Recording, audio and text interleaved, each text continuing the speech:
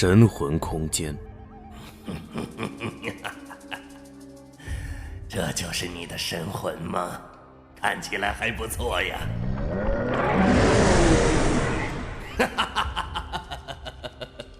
成为我的一部分吧。怎么回事？为什么我无法将他的神魂消化？我的神魂可是已经达到了破境之境。哼，不好意思，我也是。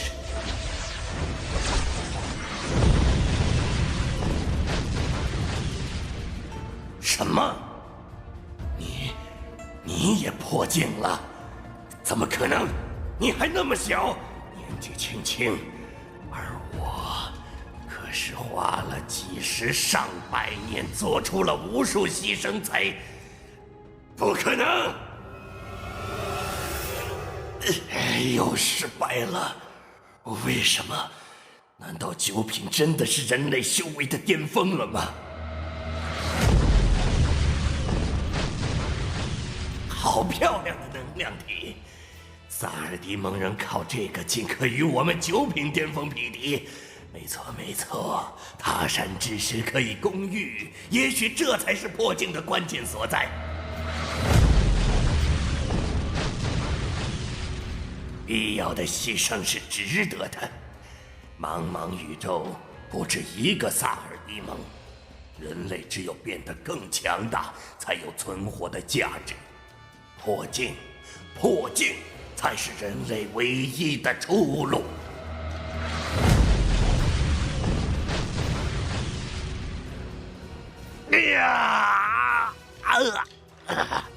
我竟然输了！为什么？你到底是怎么做到的？因为人类众志成城，自主创新，已经找到了突破极限之法。我们走的是一条全新的道路，而且你失去了体魄，神魂再强，也不过是无本之源，又如何能和我抗衡？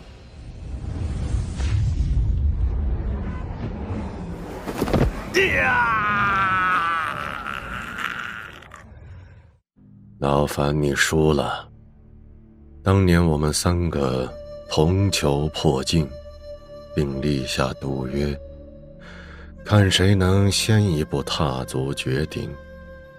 但我们万万没有想到，你竟然因此走上了一条不归路。多谢小友将我们二人拯救于苦海之中。如你所说，人类已经破境了。没错，厉盟主便是我们人类修士破境第一人。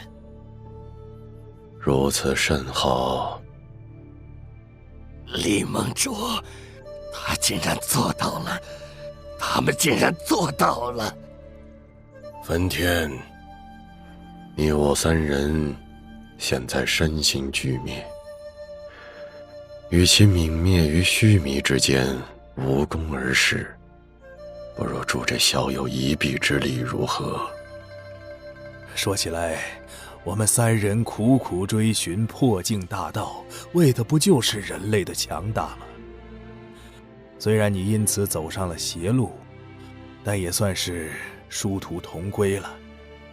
我们三清化一气，神魂交融数十载，多多少少也悟出了一丝精神修炼的真谛，传于小友，正当何时？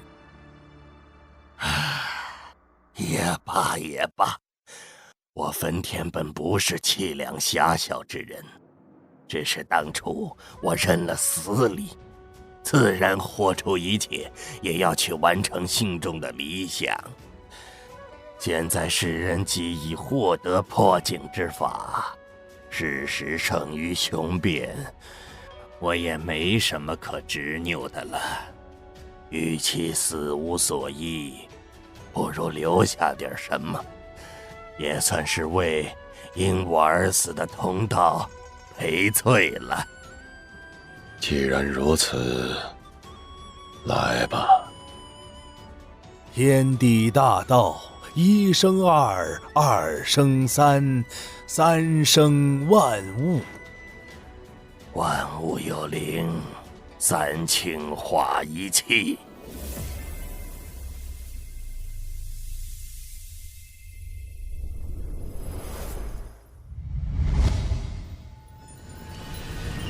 他的修为在不断增长，7品中期，7品后期，7品巅峰，8品。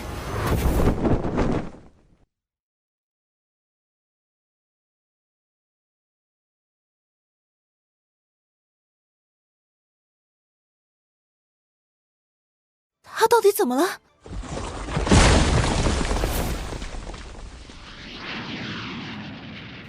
这是先天8品，踏空而行。修为突破到了先天8品，精神力也隐隐摸到了神识小城的天花板。3位老前辈给我的助力实在太大了。等等，这是天人之气。破境修行之道，绝、黄、地、天、圣。上一世我所成就的最高境界地势境巅峰，便已是地星人类所能达到的极限。而由地势境通往天势境的关键，是让全身筋骨、四肢百骸突破凡俗桎梏，跨越天人之系，练就天人骨，方可齐天。只不过那时的我几经磨难，历经多次奇遇，最终也不过堪堪成就半数天人骨。没想到刚才只是短短1瞬，3位老前辈神魂合一，刹那之间便练就了我的头骨和胸前肋骨。这就是你们送我的礼物吗？感谢3位前辈厚赐。唐明，你没事吧？刚才发生了什么？刚才梵天老邪侵入了我的神魂空间，然后没想到他们3个还有这段渊源。华晨叔叔，你也算死得其所了。好了，我的精神力提升了许多，先帮你和马马剔除体内的焚魂煞气吧。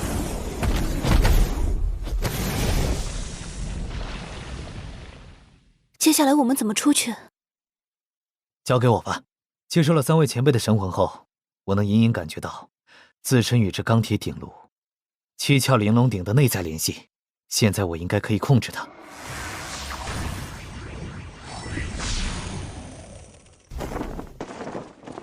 这药炉鼎怎么办？先藏起来吧，说不定以后有用。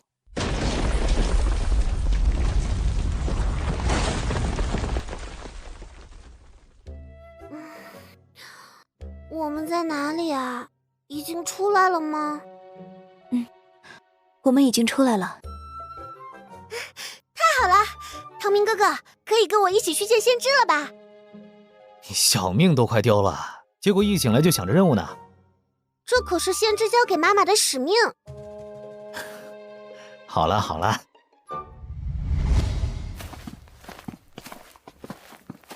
太好了，前面就是光明树海了，从这里进去就是我们树精灵的地界了，我们快走吧。等等，虽然已经有了易容丹，但是没有树精灵的服饰的话，还是没办法完全伪装啊。这个交给我吧。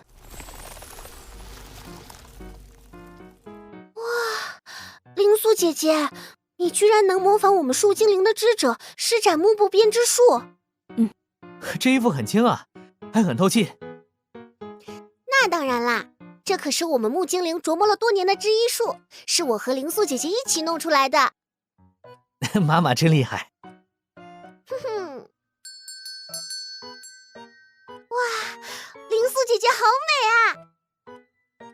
不像唐明哥哥身上硬邦邦的，跟黄昏骑士团里的叔叔们一样。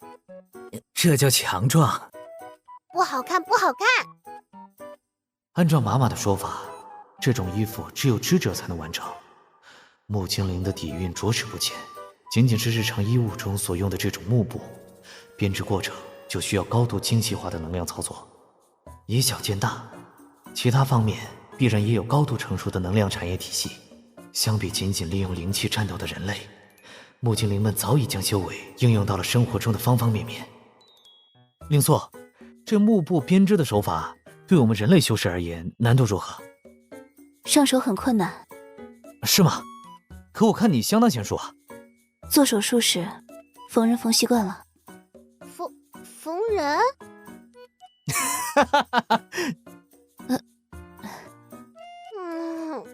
好晕。你本来身体就弱，之前还被焚魂煞气所侵蚀，虽然表面伤口已经好了，但神魂伤痕可没那么快就治愈。到了光明树海，那位先知也许会有办法，并且他肯定能搜索到翠星上灵犀子的下落。我们走吧。这是易容丹。你们跟着我，只要跟着小精灵的指引，就不会被其他人发现。这些小精灵是光明树林的半生族群，是一种集群生物，看上去分为一个个小型个体，实则所有小精灵都是属于灵后的眷者，使用精神网络连接，共享信息与感官。原来如此，没想到灵座除了金善医术以外，对翠星也这般了解。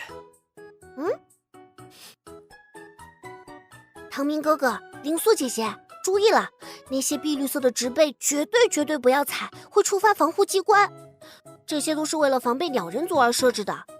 鸟人族和我们树精灵名义上都是塞尔迪蒙帝国的附庸种族，但我们树精灵内部对于是否完全归附于塞尔迪蒙还有争论，而鸟人族的高层则彻底投靠了塞尔迪蒙，放弃了自己的主权。他们一直以来都想将我们吞并，而塞尔迪蒙也是睁一只眼闭一只眼。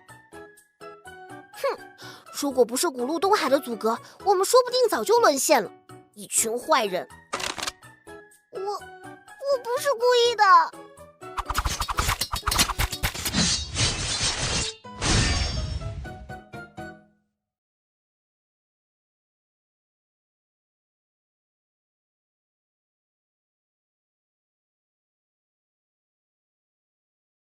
小心！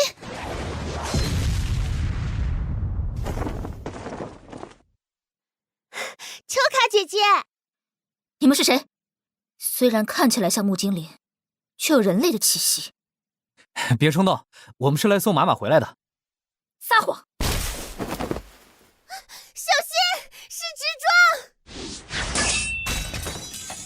装！我说，你好好听人说话呀。怎么可能？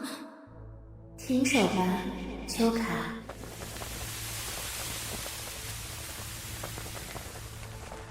他们是光明树海的客人。光明庇佑，先知免下。愿光明指引你前行，无需担心，人类。这只是一缕导引在玛玛身上的光明之息。木精灵一族抱着友善而来。光明之息，能够相隔这么遥远的距离，瞬息间精神降临到玛玛身上，这种手段比九字真言折字诀有过之而无不及。这就是那位传闻中先知的手段吗？正如你所见，我是光明树海的守护者，木精灵族群的庇佑先知，光明信仰的卫道人。晨曦的木塔因为种种原因所致，我的力量只限于光明树海一地，时时有失远迎。欢迎你来到木精灵的土壤。我是地星修士唐明，您的呼唤我已经从玛玛那里得知，不知您找我过来，是否想和人类达成某种协议？木精灵并非有求于人类，而是有求于您。唐明先生，我希望您能拯救即将灭亡的木精灵一族。先知大人，您是说木精灵即将灭亡？事关木精灵存亡，您找我一个地星人来帮忙，是否过于草率了？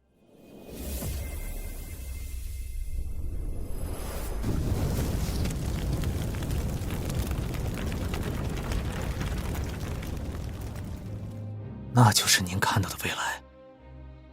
光明信仰的神谕从来不会出错。可您应该清楚，木精灵属于萨尔迪蒙帝国麾下，按理来说，我们应该是敌人。为什么我要帮你呢？因为我知道，唐明你这次来，除了寻找灵犀子之外，还有一个目的。我想，我们的利益是一致的。这是独属于我的先知印记，可以帮助你们在这片光明树海之中畅通无阻。至于带路的事，就麻烦你了，秋卡。先知大人，这先知像是早就看穿了我抱有与木精灵联合的目的。光明信仰的力量果然神奇。那么，欢迎您来到光明树海，我会在爱多安的神殿里等候您的到来。先知的印记吗？唐明哥哥、灵素姐姐、秋卡姐姐，你们看我干什么？之前多有冒犯，还请原谅。在下是光明树海先知守卫一部边境巡逻团团员贝尔兰斯的秋卡。之前的事情就当做扯平了吧。您是先知大人想要的客人，不必顾及这些小事。你明明一副很肉疼的样子。总之，接下来的路程将由我为您带路。如果有什么疑问，希望您及时向我提出。不过，限于我驻守的警戒范围，我暂时只能将您送到最近的西马利尔。那就麻烦你了。穿过这片巨木林，一直往东走，就是西马利尔。那是光明树海南部最靠近边境的大城。原来木精灵也曾有过如此伟大的文明与建筑，可惜上一世却只余下一片焦土。厉害吧？这可是光明树海最大的城市之一，是大英雄伊路维塔建立的第一座城市哦。西马利尔在精灵语中有钻石的意思，现在看来，倒确实是如钻石般的坚诚。那边的城门为什么不打开，只能从小门进出？那是特殊情况或者盛大节日才会开的正门，平常是不会开的。另外，也能防御鸟人和森林异兽。特殊的情况是，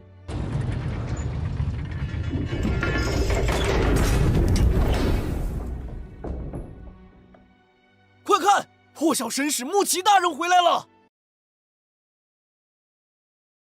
这就是特殊情况之一。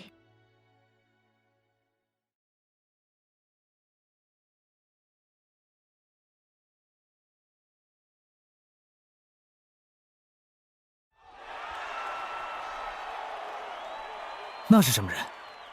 那位是大英雄伊路维塔的血脉，光明纯血的继承者，破晓的神使穆奇大人。同时，他也是先知大人的亲弟弟。听起来好像很厉害啊。是的，那位大人是除了先知大人以外的最高位者，代表着光明最炙热的一面。啊，那是……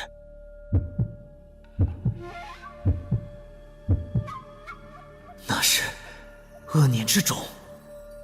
恶念之种是在萨尔迪蒙内部都高度保密的特殊暗能秘法，其中孕育的精神体可以在潜伏期影响宿主神智，甚至在关键时刻直接操控宿主的身体。上一世地星花了许多年才找到相应的破解之法，只不过即便是前世都需要特殊秘法才能探查到恶念之种，怎么会直接被我看穿？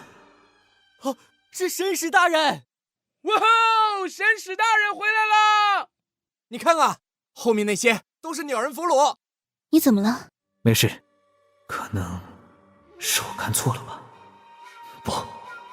不是看错了，是三位前辈给我留下的这三木之瞳的缘故。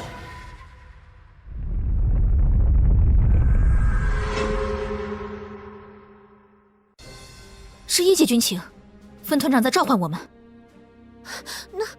那不是只有防线被突破的时候才有的命令吗？阿玛，你先带唐明他们在这里住下，等我2天。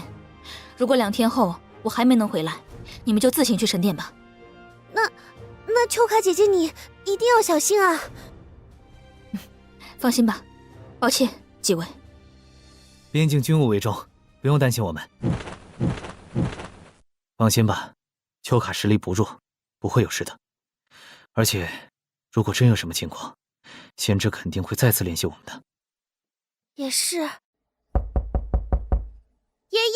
我回来了！这几天干什么去了？他们又是什么人？爷爷，我们进去说，进去说。唐明哥哥，灵素姐姐，这就是我的爷爷卢比，他是个脾气可臭可臭的坏老头，你们不要介意啊。你们是什么人？他在西马利尔生活了快600年，还从来没见过你们两个家伙。哎，你干嘛？健壮的身躯以及假肢，曾经是战士吗？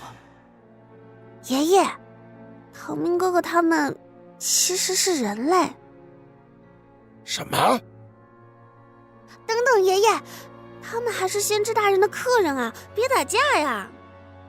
假扮成木精灵的人类？您不用担心，这是先知大人给予我们的徽记。另外，这次也是我们2人保护马一路从死亡树海回来的。你去了死亡树海？我那是为了奉行先知大人的任务。先知的命令算个屁！你看看，这次是把你这个小不点派到死亡树海，那下次呢？我不许你侮辱先知大人！抱歉，在你们面前失态了。妈这孩子不懂事儿，如果没有2位，他可能就回不来了。没事，我们也只是顺路而已。看来这对祖孙关系似乎不是太和谐啊。我当年去过死亡树海，清楚里面的危险。我这条腿就是在那里丢掉的。马知道这件事，为什么还那么大胆？他就是被光明教廷的那一套唬住了。都怪我当年因为女儿去世消沉了许多年，这才没教好他。听这位的意思，似乎并不是所有木精灵都信仰先知他们那一套。不知道2位对西马里尔有什么需要？别的不敢说，至少我对这附近还算熟悉，也许能帮得到2位。您好像不太认可先知。你知道我们木精灵的大英雄耶路维塔吗？略有耳闻。传说是他带领着木精灵族走出了困厄之地，开辟出光明之道，让木精灵得以修行神光，强化自我，从而分化出了血脉阶梯。当然，所有的历史都被控制在纯血家族手中，牧民知晓历史是重罪。纯血家族，牧民。所谓纯血家族，就是从光明神树中诞生的光明血统，是木精灵的天然掌控者。木精灵的世界从上到下被分割为光明纯血、光明贵族、森林从者、牧民这4个阶级。住在巨木之屋的人们，大多数都是牧民和贫困或残疾的森林从者，而像是住在独立树桩和贵重巨木中的，则大多是健康、能参战或有职业的森林从者。两者之间有着严格的界限划分。除此之外，光明贵族和光明纯血则都住在更内部的内树城里，那边更安全。怪不得他会对光明教廷和先知不屑一顾，看来应该有不少木精灵不满足于用血脉与信仰分割阶层的方式。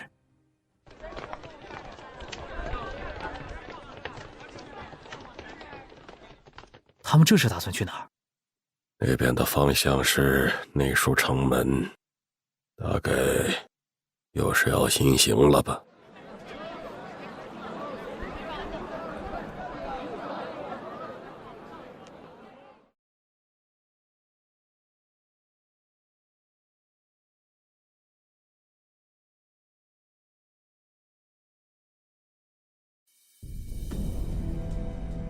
卢比大叔，他们这是在做什么？这是木精灵最盛大的祭典——显光祭祀。往年只有最艰难的时刻，我们才会在平民面前斩杀敌人激励士气，但自从神使大人来了以后，就变得愈发频繁了。醒醒！赞美光明！他们这是？他们是血脉最稀薄的牧民，但又渴望改变命运。有人说，沐浴光明之敌的鲜血可以获得光明的青睐，于是就有了他们。愿光明指引你们的道路。光明指引，光明指引。原来，他是通过吸收木精灵的仇恨情绪来维持恶念之种的运行，还真是换汤不换药。赤，神识秘法，暗结印。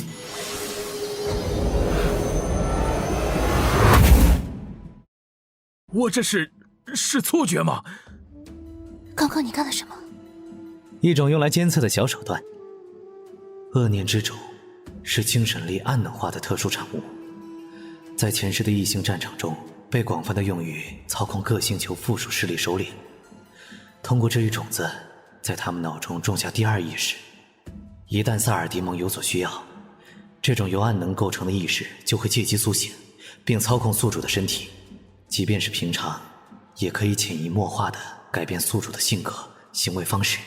还好，为了对抗这一秘法，前世的人类也研究出了相应的技术。监视只是最基础的能力之一，在种下暗结印之后，还可以反操控恶念之种内的暗能意识。不知这翠星上有多少木精灵已经被萨尔迪蒙暗中控制了。这个，还有这个不要，剩下的全都要。卢比达说：“那是什么？”那是信仰之尘，你叫它信仰结晶也行。只有信仰之木感受到木精灵的信仰，才会凝结这种尘埃。听说在爱端，先知居住的光明神殿所在的光明神木，就是全翠星最大的信仰之树。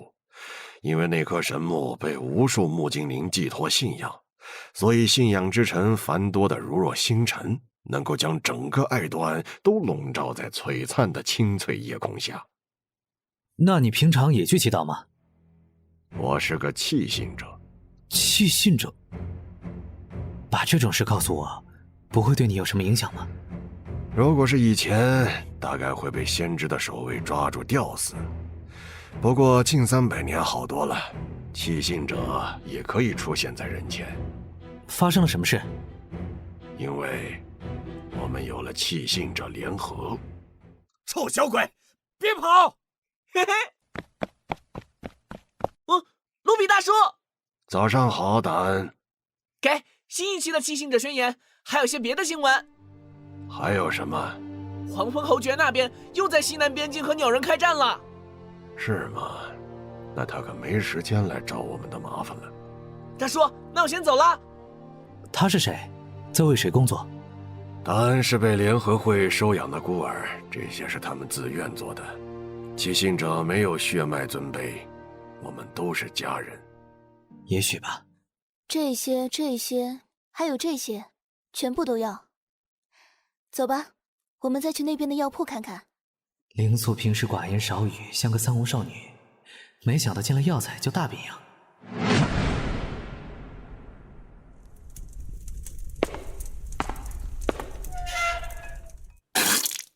来呀！没卵蛋的庶子杂种，杀了我！不要急，让我看看，今天该敲碎哪根骨头。不过在这之前，我可以给你一个机会。上个月这一轮攻势，已经是你们今年发起的第3轮大进攻了。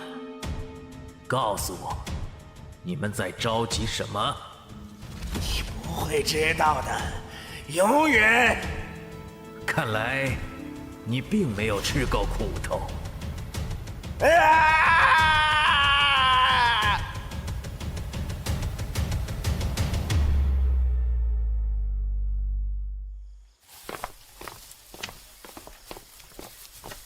卡刘长老，我们埋伏在这里大半夜了，怎么还没来？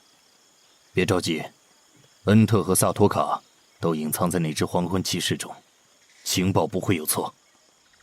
这次我们是不是太兴师动众了？那枚先知结晶真的有那么重要？先知结晶是光明血脉独有的秘宝，也是先知能够预测未来的关键。同时，这种结晶能赐予木精灵超脱于凡俗的强大力量，其中的最强者甚至能轻易杀死9等寻光石，是我们弃信者推翻血脉阶梯的唯一希望。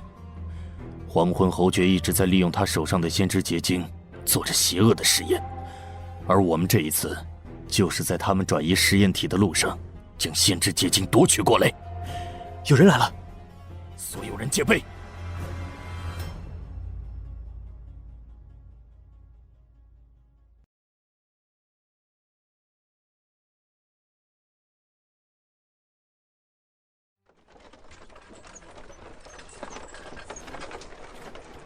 大家加快脚步，我们的行程已经落后了。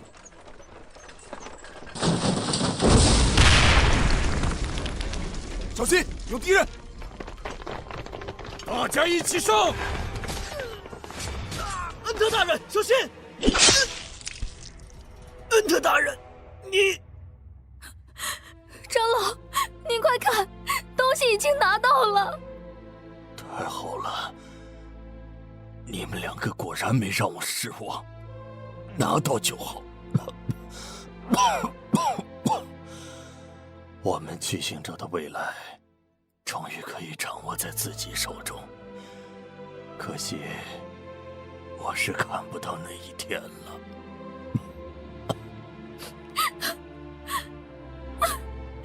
长老，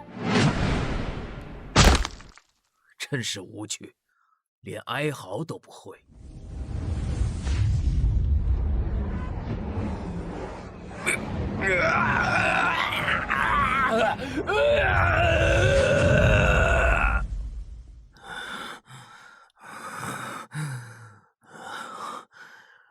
最近症状越发频繁，看来得再次拜访黄昏侯爵了。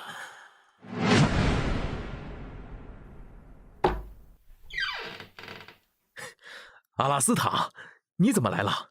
是亲爱的叔叔有事找我，我还正想去拜访他呢。很久不见，穆启殿下。你这家伙，免礼免礼，我们可是从小玩到大的兄弟。但现在，您是尊贵的神使殿下。您的姐姐先知大人要求调用您和侯爵大人共同投资的卢蒂文符文工厂。侯爵大人让我来和您商量一下。哎呀，姐姐又开始调取物资了。是的，自从上一次预言之后，就一直调动频繁。姐姐她做的决定从来都是为预言服务，她的命令，即便是我也不能违抗。只不过，除了卢蒂文符文工厂以外，大半个光明树海的战略物资都被她调走。那女人究竟在发什么疯？那穆启殿下，您的意思是，就当送给他了。黄昏侯那边，哎，就让他自己小心点吧。是。对了，阿拉斯塔，这么久不见，今天我们好好聚一聚。是，我先去换身衣服，你等我一下。没想到连符文工厂被征调，殿下都还沉得住气。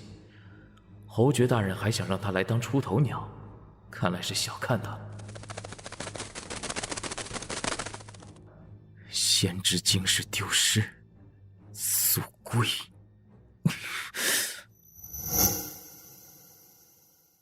灵素，现在已经把妈妈送到了。你明天打算回妖王谷吗？你呢？我当然是去找先知，毕竟他已经点名了。我倒要看看这些树精灵在打什么主意。我还要借助先知的力量来寻找灵犀子，而且就算找不到灵犀子，我知道翠溪星的古路东海里有一种生命元气充沛的药材，也许对万兽炼尸会有用。只不过那里的异兽和陷阱好像都特别多，看来又要冒风险了。我和你一起。啊？我说我和你一起走。我的意思是，之后会有更多的危险，可能比之前的焚天老邪还要麻烦。我和你一起走。为什么？这还用问吗？当然是因为我不认识回去的路啊。我就知道。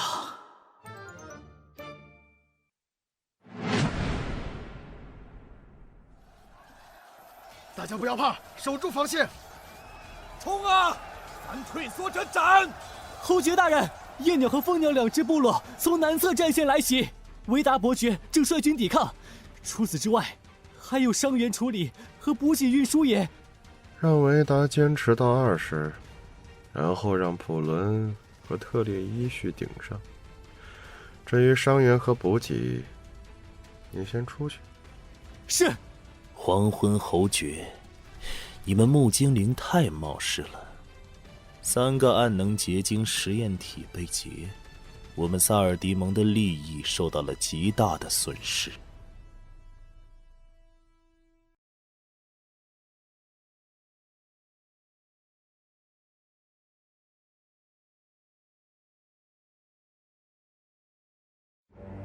黑风阁下，是我们的疏忽。那批暗能木精灵实验体在运送途中出了点小问题，我一定尽快找回。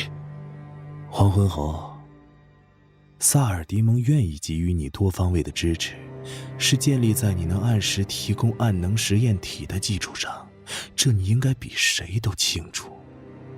那是自然，我并无违反契约的想法，只是这一批进攻树海东北防线的鸟人族军队数量庞大，我们无暇顾及。黑风阁下，这可不符合我们当初的约定啊！即便是帝国也没办法完全操控复数种族，光明树海如此，鸟人部落也一样。这一切都不应该成为你的借口，明白吗？是。赶快查明事情的真相，我不希望还有下一次。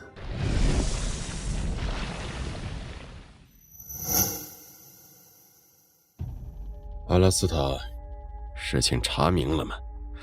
我们的运输线路非常保密，到底是哪里出了岔子？回报侯爵大人，已经查清楚了，是弃信者干的。他们在我们的运输队伍中安排了2个鼹鼠，一个是叫恩特的黄昏骑士队队长，一个是叫萨托卡的实验体。但是他们不知道我们在弃信者内部也有案子。很好，让他继续隐藏好自己的身份。你带领人手，把这次参与行动的弃信者统统杀掉，一个不留。是。汤明哥哥，灵素姐姐，你们真的要走了吗？没有妈妈带路，你们不会迷路吧？你不是给我们绘制了地图吗？我们顺路想去古东湾一趟，哪里很危险就不能带你了。而且我们有先知印记，不会有事的。那好吧，你们一定要小心哦。放心，我们会的。根据地图，穿过这片密林，前面就是古东湾了。你去那里干什么？寻药？是的。这是？你是谁？在这里干什么？你们要去古东湾寻药？那里的地形我非常熟悉，只要你们肯救我，我可以帮你们。我并不需要你的帮忙。赤祭坛，我可以帮你们找一株1000年的赤祭坛。赤祭坛？赤祭坛是一种翠星独有的、具有延年益寿效用的特殊药物，它能让寿命本就长达上千年的木精灵获得更长的寿命。传闻，只有古路东海深处的密地里才有赤祭坛的存在，而它们的花期极短，鲜少有超过100年份的。它们大都用来给木精灵一族的最高层吊命，至于1000年份的就更是难得了。据说是能让木精灵这种长生种也延寿几百年。这正是我这次来古东湾的目的。好，那我就救你一命，希望你能信守承诺。那你们先带我离开这里，再晚，恐怕他们就追过来了。看来是有人在追杀他。这木精灵明明看上去很瘦弱，但身体强度居然堪比许多5、6品修士，这是怎么做到的？如果你这么喜欢看我的身体，不如晚上再来找我。你的身体比我见过的大多数木精灵都要强，不过却感觉不到信仰结晶的力量。因为我是弃信者。自我介绍一下，我叫萨托卡。我叫唐明，他是林素，从西玛丽尔来。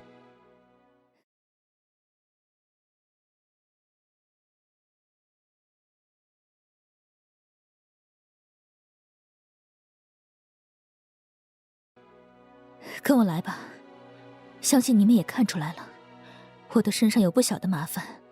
如果不想卷进来，我们最好速战速决，早点结束交易，对我们双方都有好处。疼，我只是开个玩笑而已。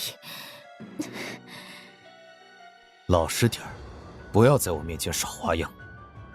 你们就不能对一个可怜的重伤员宽容点吗？我的伤口都要崩开了。你会什么封进来的术士吗？给他刻2个，免得他总那么不让人省心。你干什么呢？我告诉你，我对女的可没兴趣。你让那个男人来，我就喜欢他这种年轻、生命力旺盛的。喂，你往哪儿摸呢？等等，救命啊！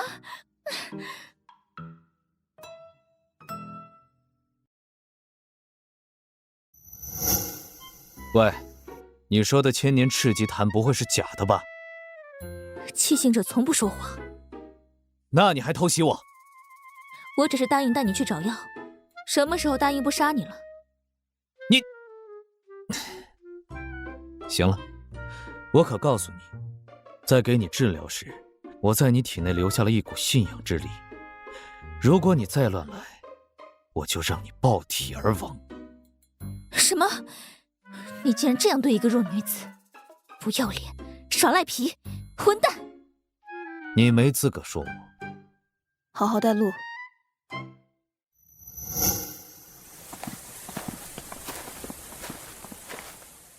走这边。你怎么对这里的地形这么了解？好像在这里居住了多年似的。这不是你们应该知道的事情。走吧。这里就是古东湾。没错，面前这个就是古路东海，隔绝光明树海和鸟人部落的屏障。那你说的千年赤级檀在哪里？哼，有胆量就跟过来吧。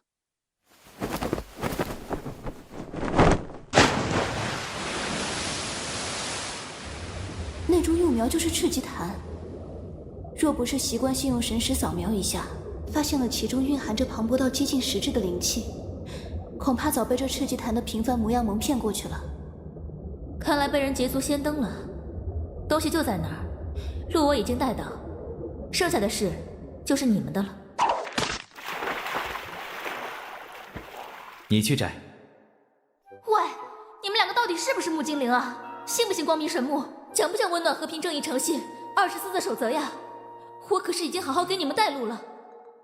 谁知道你是不是有什么阴谋诡计？还真当你刚刚砍我那一刀的事情过去了？对付你这种恩将仇报的家伙，不用讲什么守则。可我打不过那大家伙呀，而且我全身都是伤。放心，就算你还剩下一口气，他也能把你救回来。哼，等着吧，看谁笑到最后。成了。没想到这萨托卡还真有两下子。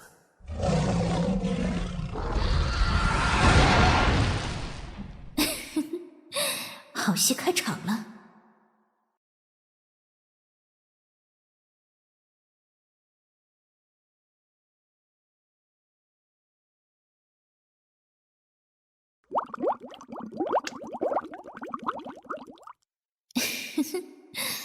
深海古蟒嗅觉灵敏，我身上涂满了海草汁液。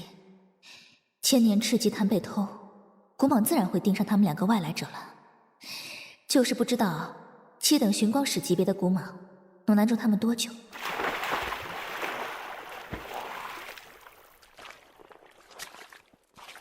至于那个男人所说的留在我体内的信仰之力，不管了，至少把情报送到驻地再说。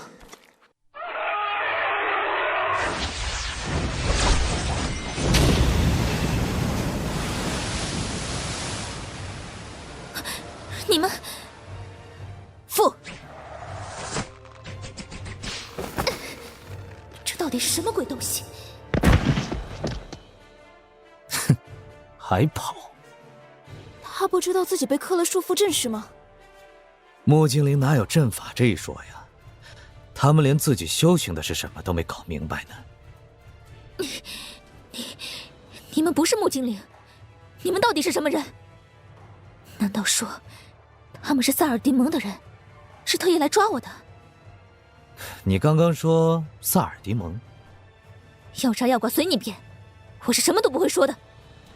这是光明先知给我们的印记，我也不知道我们算不算木精灵的朋友，但我相信萨尔迪蒙应该是我们共同的敌人。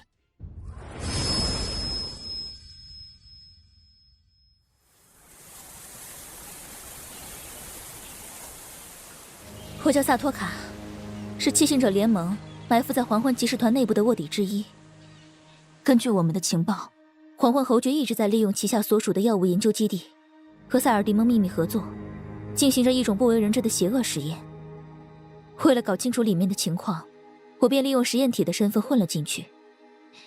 那里面，与其说是实验，不如说是屠杀。他们似乎是在研究信仰之力以外的修行法，大量木精灵实验体因此而残废、休克，甚至暴亡。我也是在另一名卧底的庇护下才得以幸免。后来我们在那名同伴的协助下，付出沉重的代价，终于获得了我们想要的东西。但是，正当我们在安全点躲避风头的时候，黄昏骑士团的亲卫队队长阿拉斯塔却带着人亲自找上门来。大部分七行者成员被杀，只有少部分逃脱，而我就是其中之一。更令人意想不到的是，阿拉斯塔使用的不是信仰之力，而是暗能。暗能，萨尔迪蒙帝国一脉的标志性能力，只这一项就足以确定，阿拉斯塔以及他所效忠的黄昏侯爵，必然与萨尔迪蒙帝国有着千丝万缕的联系。这么重要的消息，难怪他有3番2次的选择逃跑，是想尽快报告给他的上线吗？你想知道的事情，我已经全部告诉你了。那么，你们又是什么人呢？我们是，他们是地星人。阿拉斯塔，我还说黄昏侯爵要监视的人类怎么无缘无故不见了？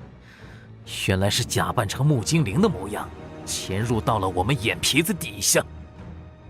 萨托卡，你应该明白我们木精灵与地星人的立场，这可是赤裸裸的通敌。去你妈的！你们为了自身的野心，不惜一切代价，把光明树海的利益统统卖给塞尔迪蒙，你们才是赤裸裸的叛国者。没有信仰的贱民，何为正确的道路？你又如何能明白？不对劲，他这股力道都快接近绝世了。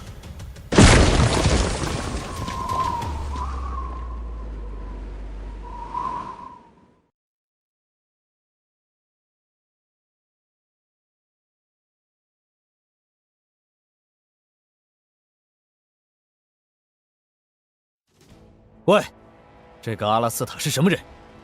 阿拉斯塔最早是先知大人身边的先知守卫，是虔诚的光明信徒，体魄十分强悍。后来不知为何被调派到了黄昏侯爵身边，也不知经历了什么，就变成了现在这样了。接近绝世境的力量，秘密实验，萨尔迪蒙。而不久前，一行人刚从我们那里窃取了破镜理论。如果是这样的话，一切就都说得通了。小心！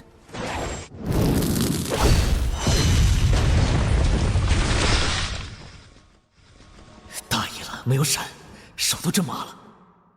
喂，你干什么？快把我松开！多一个帮手，多一份希望啊！喂，喂！我要去帮忙，把你松开，你就该跑了。一个地心8品，一个9品，都是不错的实验材料呢。哼，就这？当然不止。灵神化形，林素，闪开！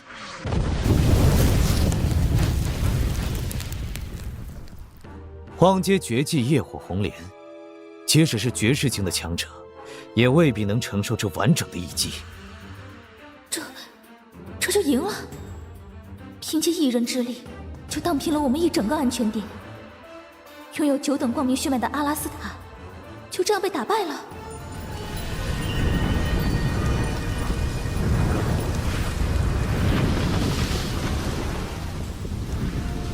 不对劲，竟然！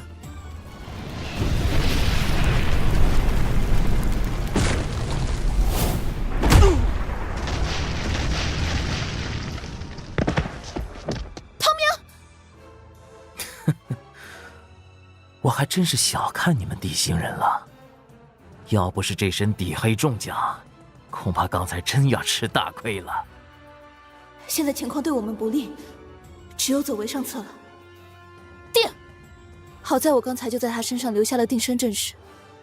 说起来，木精灵一族还真是对阵势一无所知，一点防范意识都没有。快走！狡猾的地星人，居然敢耍我！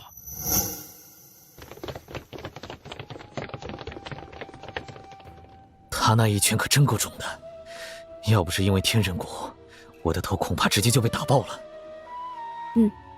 速度、力量、防御力，全都超出了地心9品的实力。没想到木精灵中居然有如此强者。不，哈拉斯塔以前并没有那么强。也许这一切原来能和实验有关。果然，萨尔迪蒙在利用木精灵进行破镜相关的实验。我很好奇，阿拉斯塔为什么要追着你不放？我记得你说过，逃离安全点的弃信者，并不止你一个。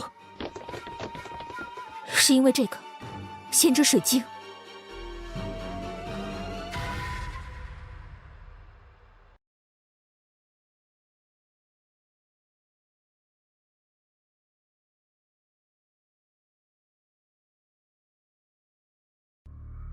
在逃亡的路上，这晶石原本是被我藏在头发里的，但是在接触到我的血迹之后，它就莫名其妙地融入到了我的身体里。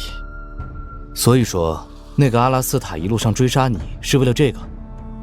大概是吧，也可能是想把我抓回去，当做新的实验体。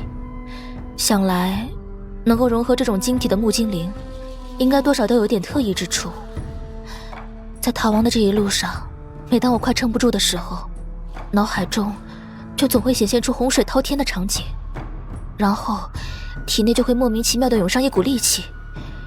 原本我还以为是巧合，现在想来，恐怕也和这枚晶石有关。洪水，这似乎跟先知的预言有关。不过当务之急，还是要先摆脱那个阿拉斯塔的追击。就算是我，也没有办法以8品之身硬扛对方那接近绝世境的实力。如果现在我有9品的话，倒是能施展9字真言斗字诀，强行突破绝世境，和他一比高下。不然，就算有天人国，仅凭我现在的肉身，也无法承受方圆10里的灵气连接。在古东湾以北，有我们七信者联合的一处驻地，我希望你们能把我送过去，而且那里有传送符文储备，也能让你们安全脱身。驻地？难怪他对这附近的地形这么了解。你选择相信我们了？你说的没错，我们有共同的敌人，而且你们还救了我2次。我不怕死，就怕死得毫无意义。无论如何，我一定要把先知水晶带回去。定身阵势破了，他笔直朝我们这里来了。我们快走！没用的，不把它解决掉的话，我们根本走不脱。而且他似乎能感应到先知水晶的所在，你也不想把他引到朱地里去吧？林素，看来我们要有一场苦战了。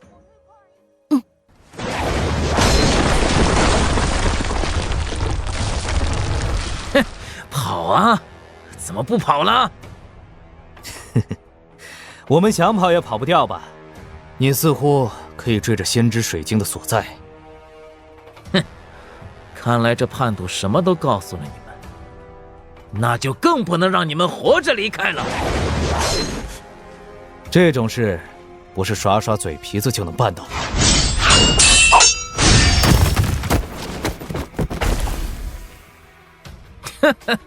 就凭你这地星8品的实力，简直不堪一击。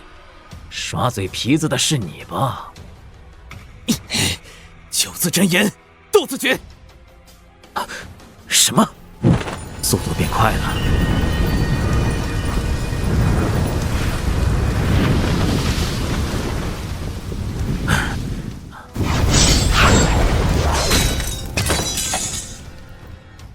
9品巅峰，哼，好险呐！你是故意隐瞒实力，想借机给我致命一击。只可惜，你不会有第2次机会了。有没有机会？试过才知道。即使是9品巅峰，想要跟上我的速度也不容易。而且你这个状态又能维持多久呢？够用了。森罗暗生大阵。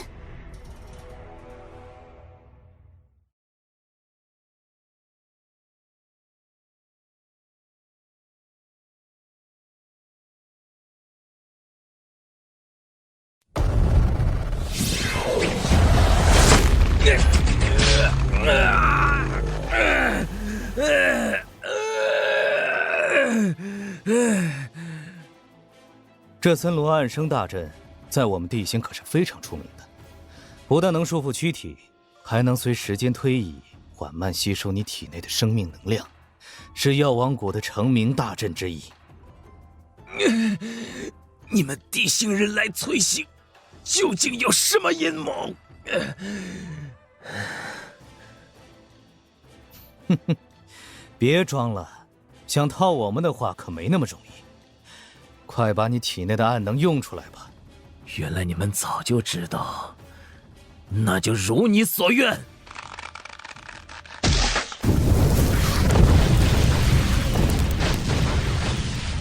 既然你会这么多古灵精怪的阵法，那就把你先解决掉好了。萨托卡，你没事吧？别管我，快继续你的阵势绘制。想得美！你的对手是我。以我的实力打败他们并不难，但地星人的阵法让人防不胜防，绝不能再让他成功施展。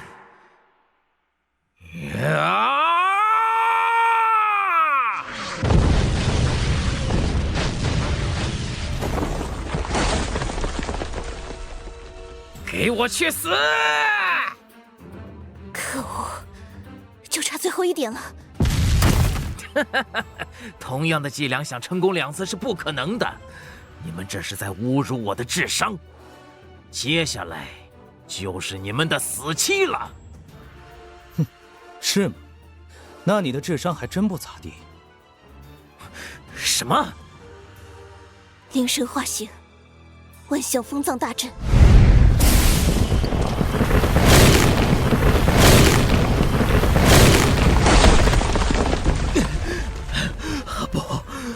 不会就这么死去的，不会。第1道森罗暗生大阵，只是为了消耗你体内的暗能，这万象封藏大阵，才是真正的杀招。药王谷不愧是阵型大宗，久闻这森罗万象封藏大阵之名，实际见到却还是第一次。他这是死了吗？没有，这种强者很难被击杀，我只是用困阵封印了他。那你怎么不用那种火莲去阵里杀了他呢？阵法可不认人，我要是跟着进去，没准连我也出不来了。是吗？看来人类这种神奇的阵法，也和我们的符文一样，有着严重的限制。好了，现在问题解决，你应该不需要我们，自己就能去驻地了吧？是的，我自己就可以了。多谢你们的帮助。小心！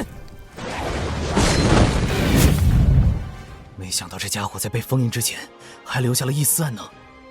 夏图卡！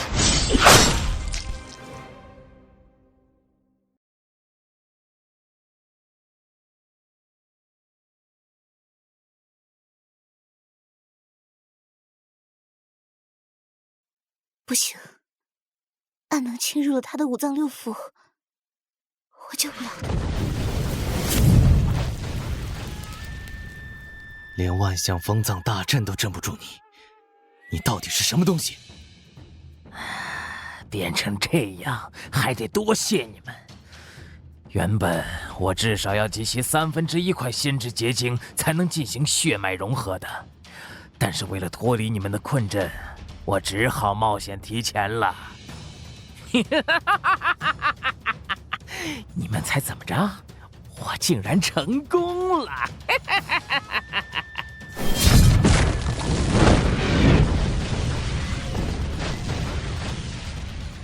感应不到他的位置，一点暗能异动的迹象都没有，怎么可能？很不巧，我从这枚碎片中得到的血脉力量是暗影穿梭，任何阴影所在，都是我的地盘。虽说有一定局限性，但也还算好用。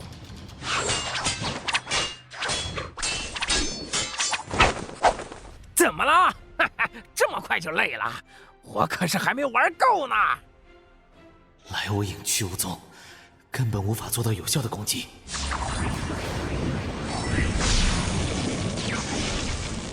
唐明，你快看！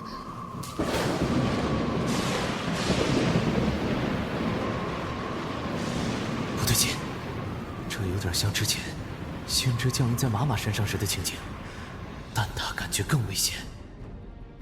不可能，不应该，他不过是一介牧民，还是弃信者，怎么会？不可能！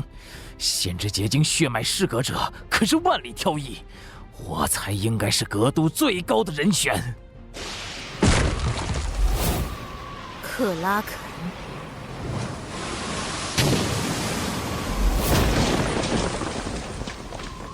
这股力量是外景神。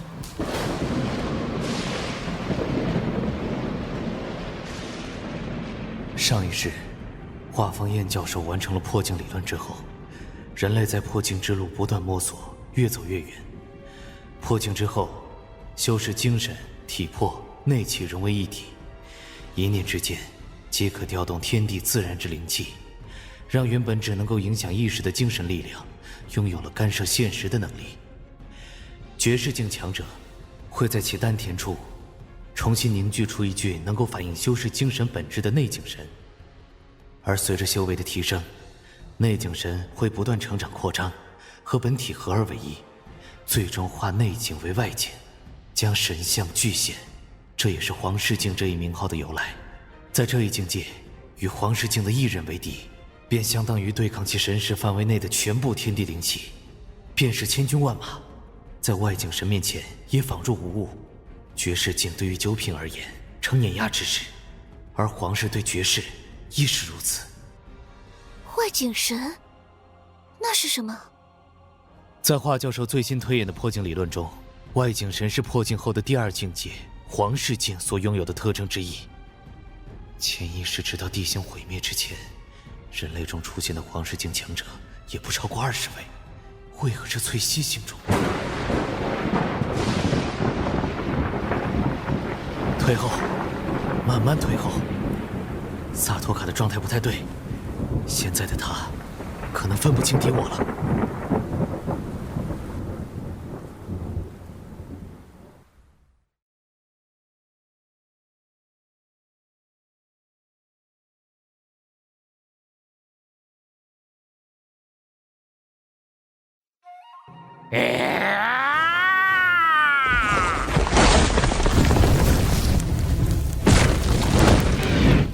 木精灵的未来与自由，怎么能被你这种怪物阻挡？去死吧！黄昏，侯爵大人，卑职无能。霍金强者，竟然这么容易就被……好，阿拉斯塔一死，下一个就是我们。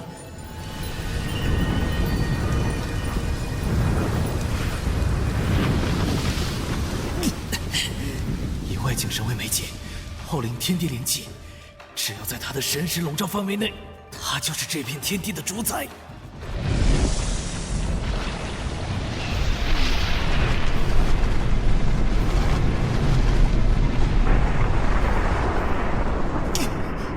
完了！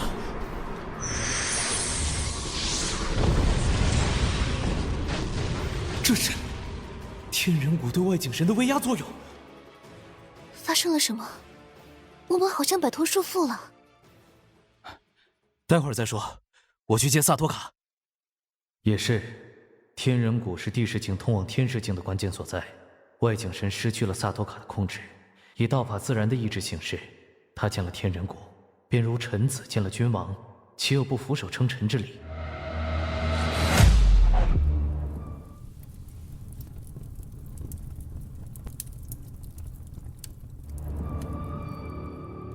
光明神树，不，他们是……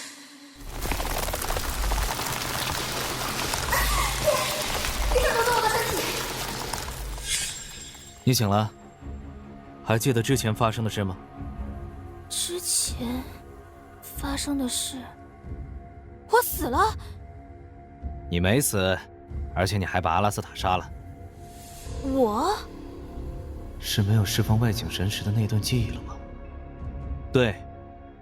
虽然不知道你是怎么做到的，但是你刚才释放出了被我们人类称为外景神的能力。你用这种特殊的能力杀死了阿拉斯塔，还想对我们下手？这难道……没错，我们刚刚检查过，你后颈处的结晶已经不见，只留下了一个犹如八爪鱼般的印记，8成是那枚先知结晶的问题。那么问题来了，黄昏侯爵用着先知结晶在做的，到底是什么实验？而你们弃信者，又想用它来做什么？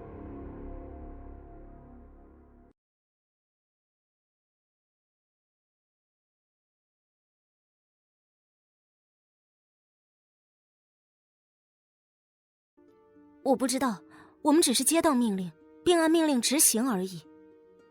不知道他是真不知道，还是有所隐瞒。如果你们真想知道的话，可以跟我去弃信者联合驻地。你的意思是，我的那些梦境全都是先知的预言，很有可能成真？如果我没有判断错的话，应该是的。根据你昨天那时的情形来看，阿拉斯塔穿刺你心脏的一击，应该是激发那枚先知结晶的真正诱因。在激活那枚结晶之后，过于强大的外境神彻底覆盖了你的精神，将你拉进了那片睡梦之中产生的空间。而且你看到的画面和之前先知告知我们的那一则预言有关，木精灵即将灭亡。虽然在前世这是既定发生的事件，所有木精灵都会被暗能精灵代替，但是对这个时间线上的翠星木精灵而言，这些都是不可知的未来。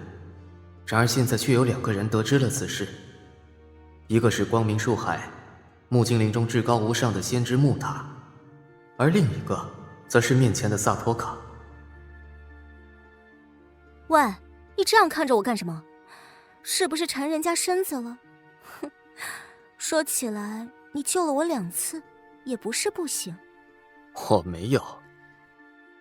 萨托卡，不要胡说。亚兰娜长老，这一次辛苦你了，萨托卡。不，是我们的任务失败了。尤恩长老、维多纳、恩特，所有人都牺牲了。至少你活着回来了，孩子。这位是我们弃信者联合的长老会成员之一，亚兰娜长老。长老，这2位是来自地星的人类，唐明和灵素。你好，亚兰娜长老。愿阳光平等地照耀在你们身上。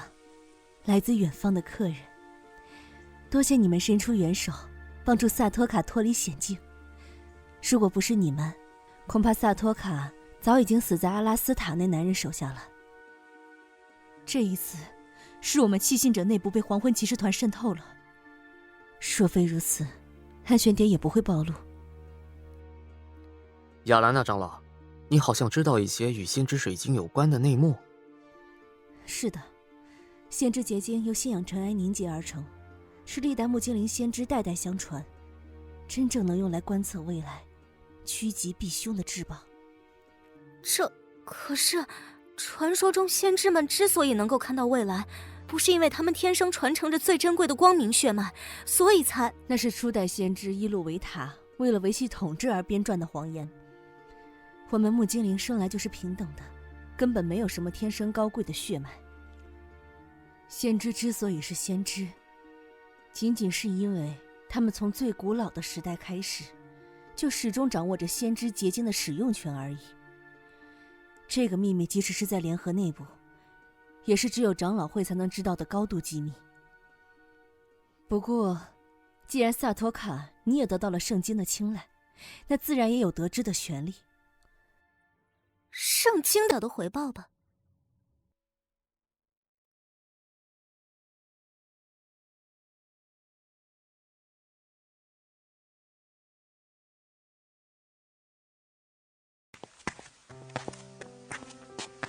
这里就是树洞据点了，这里每个人都很忙，没有什么时间搭理别人。好了，我们到了，你们俩靠过来一点，抓着我的手。这应该就是木精灵常用的符文传送石了。吾乃先知之使，开启吧，精灵之门。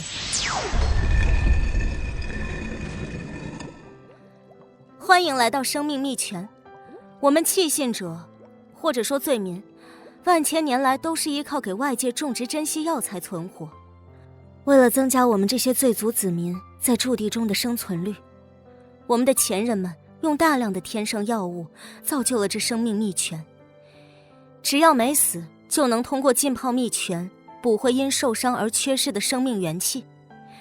如果有足够的生命元气，你体内的那股气息应该就能。长老之一，他额头上的也是先知结晶。神圣承载者，就是木精灵们对拥有先知结晶的木精灵们的称呼吗？多有打扰，波塔长老。我叫唐明，这位是我的同伴灵素。波塔长老，2位远来的客人，波塔代表第13驻地的所有翠溪之民，感谢您为弃信者所做的一切。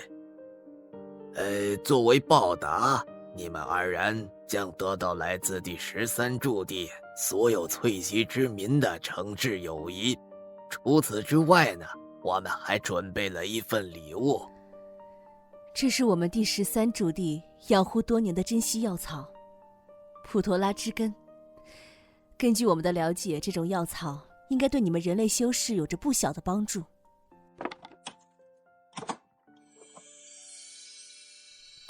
这是……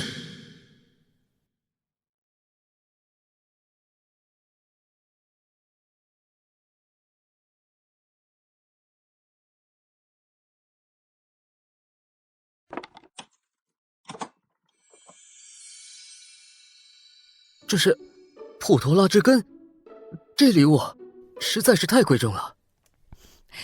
没关系，对我们而言……那我就笑纳了。不知道您这里还有这种草药的种子吗？这个……有的，有的。亚兰娜，你去把剩下的几个种子都拿过来。既然都是我们的朋友，岂不必在乎这些小物件？可是波塔长老，去拿就是了。对待我们的朋友，就应该奉上鹿肉与蜜酒。是。嘿，小家伙们，你们也跟亚兰娜一起去吧。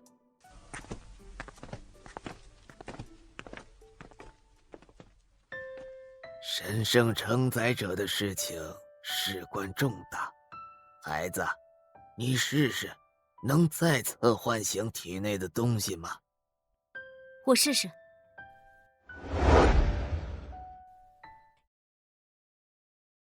这就是我们仅剩的普陀拉的种子了。果然，能够称霸一个星球的智慧种族，定然有着独属于他们的优势。如果能把这些种子都应用到地球上，将来一定能造就出一批实力不弱的高手。你们要注意，这些种子种植出来之后，要等到花朵凋谢，剩余的根系才是你们能用到的普陀拉之根。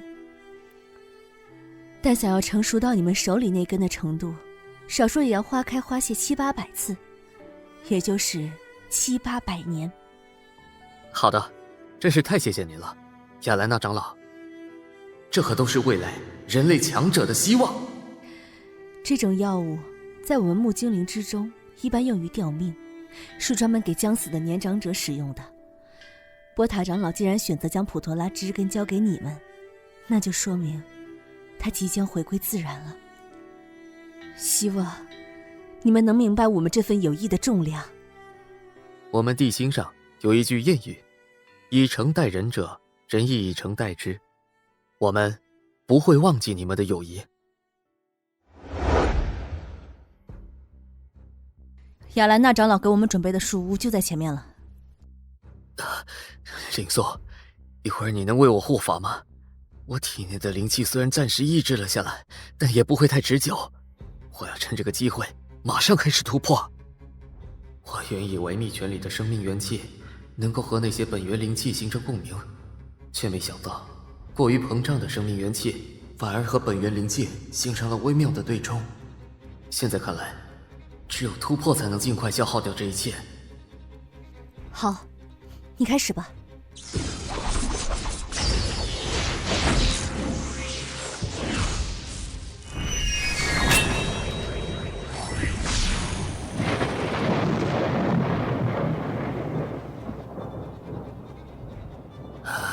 要开始了呀！这是我的神识，果然我已经脱离了肉体的桎梏。那是天人骨。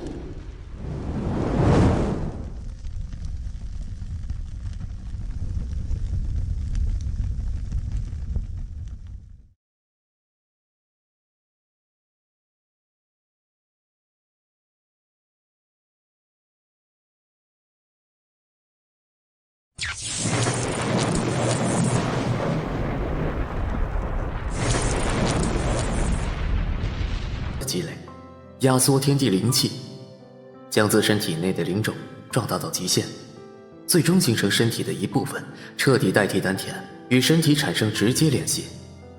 在这个过程中，一共要经历反先天、铸灵种、灵纹五变这3个过程。反先天、铸就灵种这2个步骤刚刚直接被我完成，现在我的修为已经达到8品后期，剩下最后的灵纹五变，等有机会再寻个机缘将它完。让你见笑了，毕竟是保险起见嘛。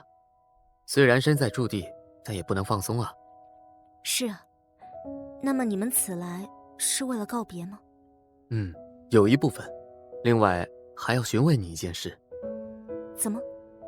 如果我没有记错的话，我记得你在融合了那枚先知结晶之后，看到过洪水灾害和不知名怪物肆虐光明树海的场景吧？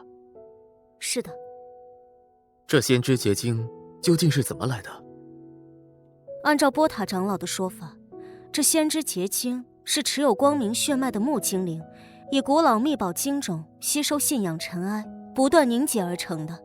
这种结晶能够让一小部分木精灵获得特殊的力量。由信仰凝结而成的力量吗？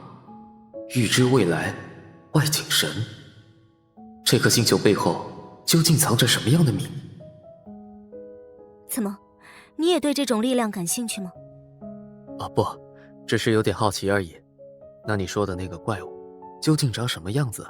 是它引发的洪水吗？不知道。没看清吗？不，我确定我看到了，但是记忆却被抹除了。我只记得它的形象强大、恐怖，却又莫名的温暖和熟悉。但是仔细去想的时候，却只剩下一片雾气，什么都看不到了。光明先知黄昏侯爵寄信者联盟萨尔迪蒙，精灵血脉信仰结晶，外景神末日预言。这颗星球上隐藏着的秘密实在太多了，此地不宜久留呀。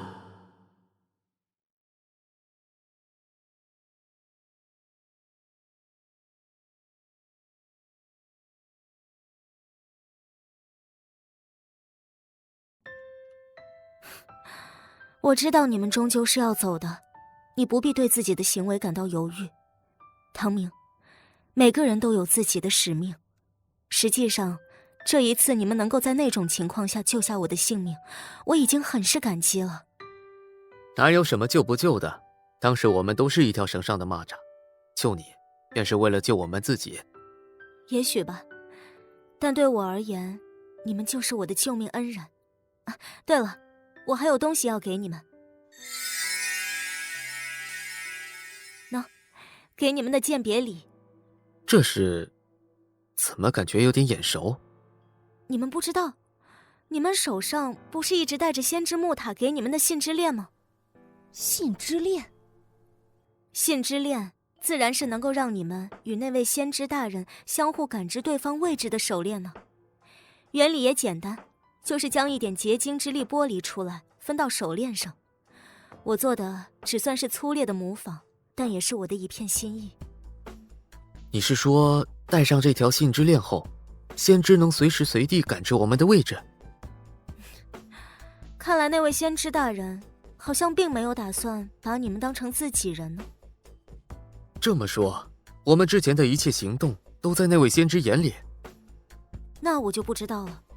不过以那位先知大人的力量，在光明树海的范围内，只要他想，应该没什么能瞒得过他。所以你们也无需太过在意。先知的能力有这么强？至少在光明树海的范围里，先知大人就是行走在木界的神明。虽然不知道萨托卡所说的木界神明是个什么层次的力量，但仅仅是萨托卡借助先知水晶便能调动外景神之力，也大概能想象出那是一种怎样的伟力。所以我也很想知道，究竟是什么样的敌人，才能让光明树海遭受如梦境之中的那般灾祸呢？萨托卡，多谢你的礼物。我应该有告诉你，这是可以让我知道你们位置的东西了吧？至少你实话实说了，而且相对的，我们不是也可以知道你的位置吗？萨托卡，那我们就先走了，以后有缘再见。唐明，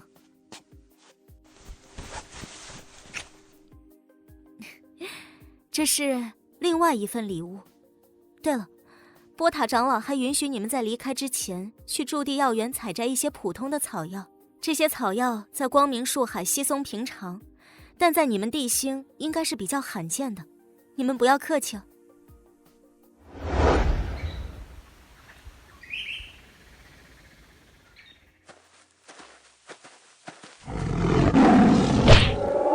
别吵！灵素，你好像不太高兴。没有。那你怎么……我说了没有。我什么都没问。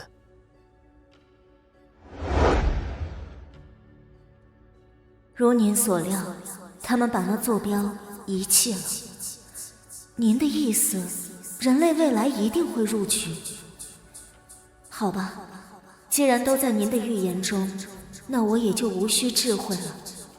我们送出去的那几枚金种，就暂且寄放在我那野心勃勃的叔父和弃信者手里吧。他们终究是不明白这片星空的本质。相比所谓奢侈的自由，光是生存就已经耗尽了我们全部心力。只有存在下去，族群才有未来可言，不是吗？可惜他们不明白。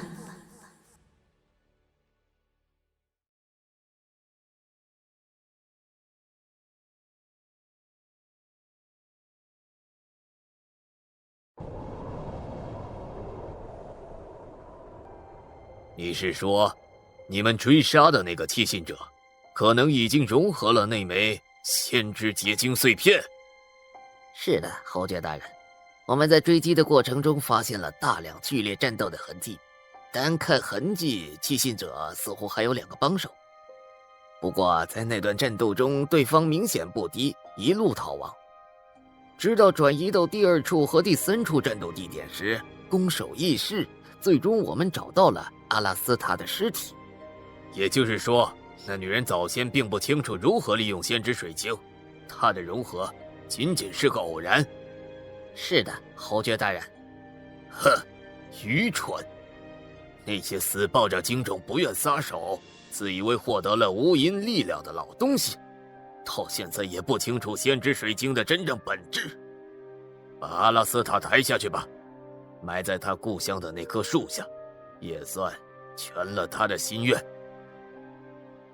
从明天开始，重启光明血脉与暗能的实验计划，实验对象就由我亲自担任。侯爵大人，事情还有挽回的机会。是啊，光明贵族的庞氏血脉里也有不少。侯爵大人，您不能以身犯险啊！不要说了，我意已决。木精灵从不怯懦，从不屈服，我们无惧战争与牺牲。我黄昏侯伊诺斯以我的血脉起誓，一定会带领木精灵走出一条真正的光明之路。遵从您的意愿。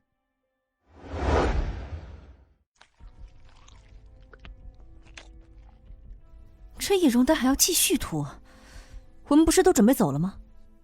走肯定是要走的，不过临行前我们还得给这树海留点小惊喜。惊喜？一会儿你就知道了。既然光明先知不以真诚待人，那就别怪我耍点小花招喽。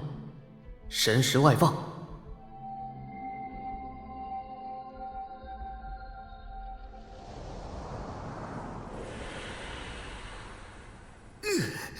怎么回事？暗能侵蚀的症状为什么突然加重了？不对，在暗能中好像还藏有另外一种力量。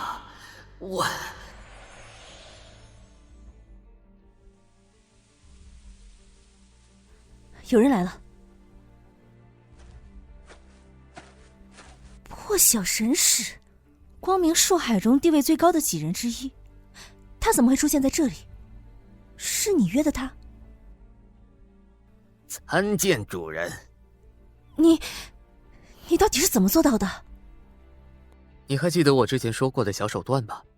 木奇身上被播下了恶念之种，恶念之种想要夺取木奇的身体，而木奇则想控制恶念之种，利用暗能的力量，因此两者之间达成了一种微妙的平衡。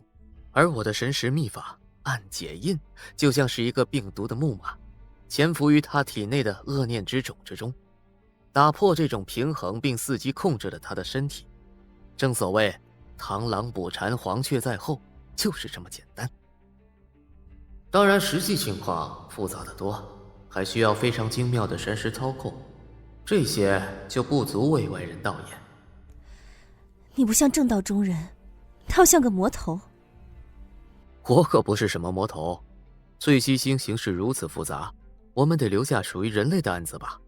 木奇身份特殊，能接触到很多我们接触不到的东西，而且他是唯一一个同时与先知和黄昏侯爵关系密切之人，说不定会是破局的关键。之前在新马里尔城下的一招闲棋，看来是下对了。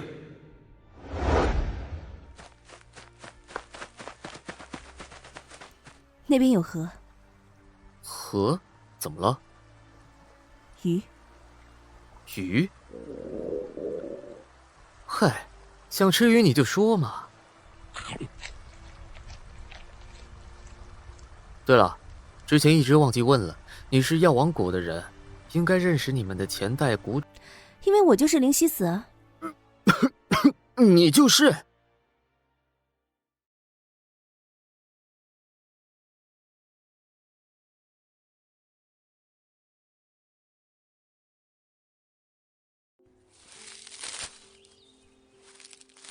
这么下去，也不知道我们这一组什么时候才能够攒够积点。别废话了，我就知道药王谷那些老东西叫咱们来没好事儿。果然，不是让咱几个开翻土壤，就是在这野林子里找什么翠星草药。要不是他妈的有点绩点拿，老娘早就不干了。就是，这药王谷外围的树林都不知道被翻过多少遍了，哪儿那么容易能够找到野生草药？又走到边了，这破地方到底还有没有草药啊？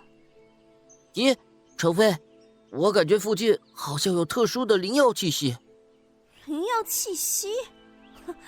你别做梦了，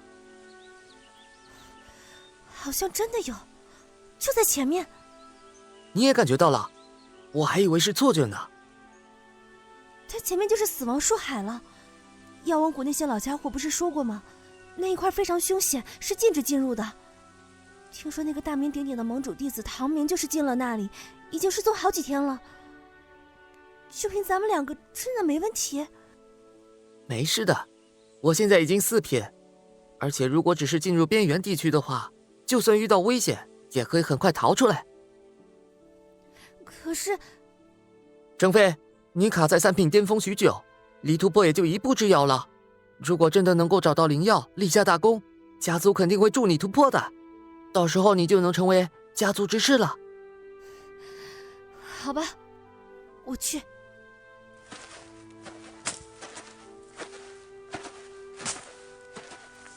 山灵果，是5品灵药山灵果。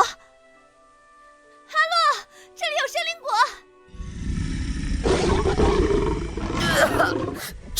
程飞，快走！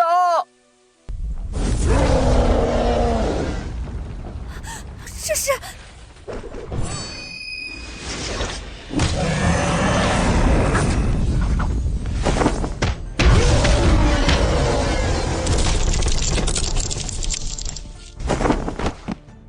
好像控制的不是很熟练。已经很好了。我本来只想切那只树源的。你毕竟才突破，身体还在适应的过程中，没控制好也是正常。你们没事吧？死亡森林是很危险的地方，不要随便进来。你是唐明，你没死？你们都以为我死了吗？药王谷的人好像变多了。不是人变多了，是外出次数增加了。自从我们来之后，没几天，谷内就开始实行祭典配给制，每天外出的修士小队只多不少。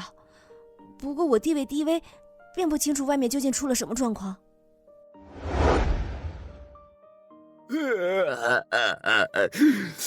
唐小友，这么多天没有你的消息，我还以为你英年早逝了呢。有你能回来真是太好了。我遇到一些事儿，所以耽搁了一些时日。这位是小萧，你不记得我了？原来是前谷主灵犀仙子，这么多年杳无音讯，我还以为您归天了呢。看到您平安归来，还越来越年轻，哎呀，真是太好了。萧前辈，我看大家行色匆匆，最近药王谷是不是发生了什么事啊？你这么快就看出来了，不愧是厉盟主的优秀弟子。来，请随我来。你和前谷主回来，正好能助我们一臂之力。哦，灵犀仙子，真的是你吗？您终于回来了，我们药王谷离不开您呐。谷主，我想死您了。全部闭嘴，说正事。不老药仙，事情是这样的，疑难虫洞不知为何产生了强烈的空间波动，我们和地星的联系彻底断了。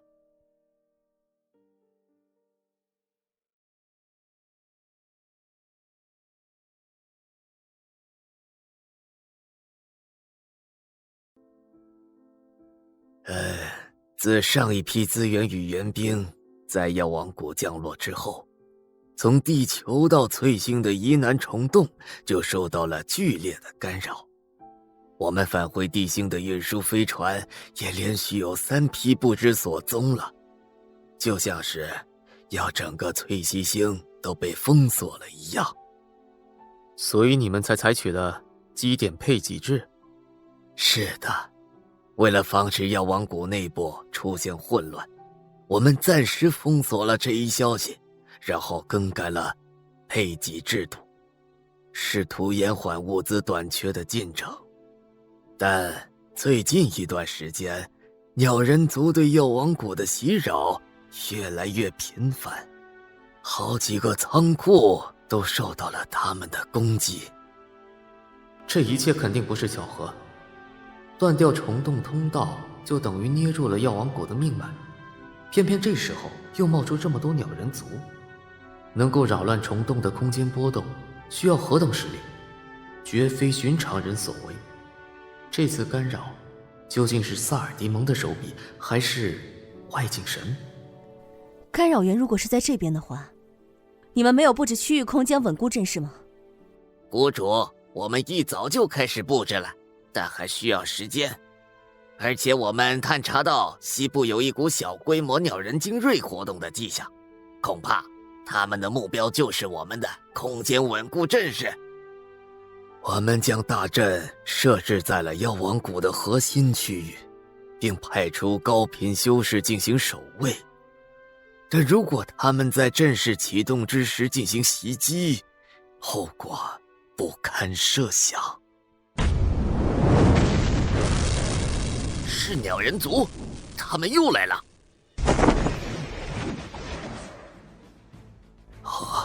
这唐小友年纪轻轻，竟然已经进入先天境界。刚来翠西星的时候，他才7片初期吧。这趟光明树海之行，他到底遇到了什么好机缘了？老夫徘徊7品巅峰这么多年都无法突破，哎呀，木了。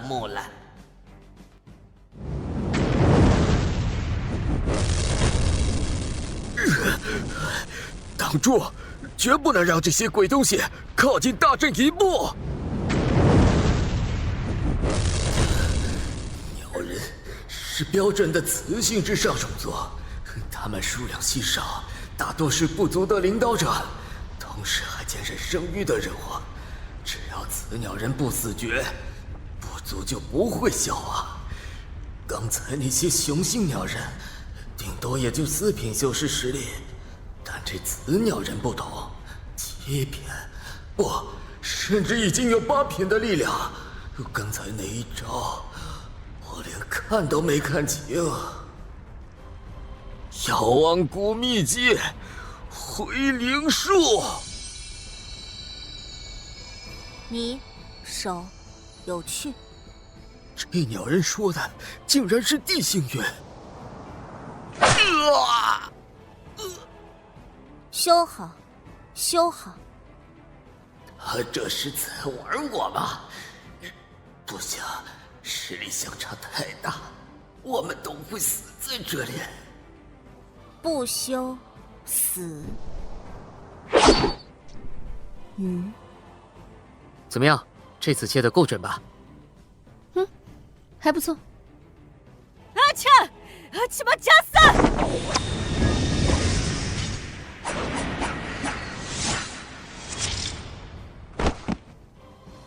一瞬间便击杀了一名8品强者，这个少年是……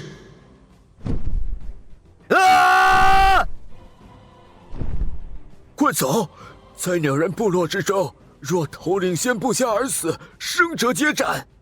这些鸟人是要拼死一战了，我们先必须锋芒。林素，你带大家往后退一退，我正好试一试突破后的实力。好。业火红莲，凤起舞。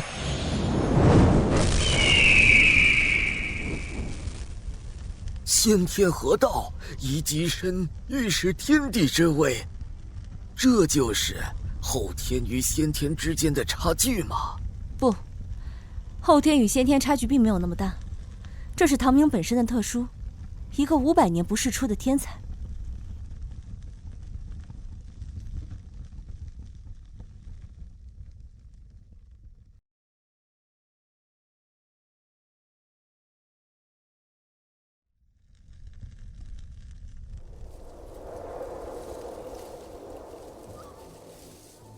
没想到你掌握的这么快，先天8品便能调动天地灵气，也只有你的身世能办到了。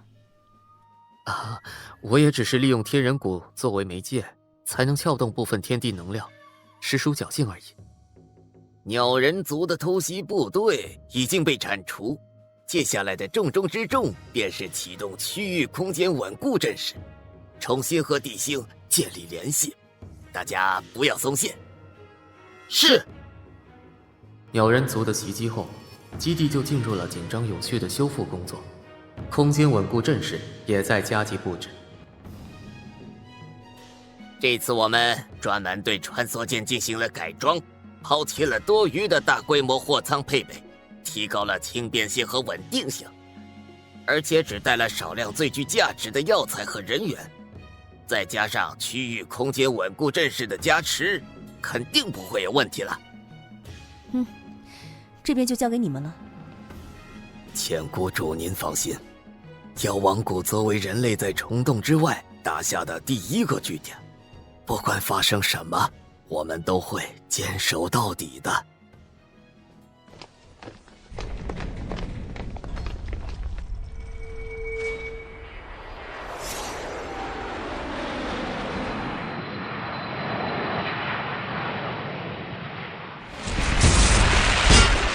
没事了，快出来吧。没想到虫洞航道这么不稳定，即使增加了区域空间稳固阵势，还是那么凶险。要不是我当机立断切断了3号发动机，这船人恐怕都要交代在虫洞里了。你们都是从翠溪星回来的，我们已经半个多月没有联系上药王谷了，物资也送不出去，这到底是怎么回事啊？说来话长，疑难虫洞出现了重大干扰，还请这位道友快将此事上报联盟，派出精于阵势的高品修士进行巩固和维护。我有急事要去香泉疗养基地，麻烦你安排一下专机。没问题。姐姐，现在万兽炼师就是被保存在这里，以输液管维持着身体的各项机能。我每日都要过来一次，为他引导灵气，维持生机。万兽炼师为了拖住飞升教主，强行服用秘药提升境界，以孱弱之身使用药王谷秘术血红跨腹，肉身濒临崩溃界限。你有把握救他吗？万兽的生命气息几乎损失殆尽，但好在我们在翠溪星获得了这株万年赤棘檀，我有80%把握可以治好它。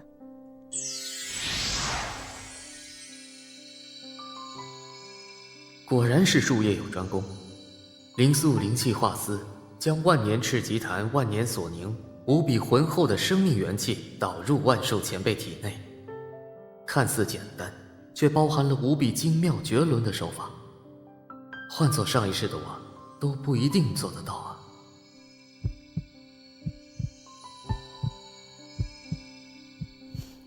收。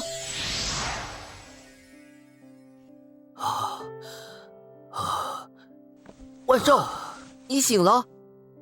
文曲子，唐逍遥，林谷主，我不是死了吗？你没事了，我以万年赤棘檀的生命原力为引，已经为你重塑肉身，后面只要注意休养，很快就会恢复。重塑肉身，修士的身体内部结构远比普通人要复杂得多，在长期过程中与灵气、内气相互碰撞、融合、自我改造的修士身体，本身就是一台无比精妙的仪器。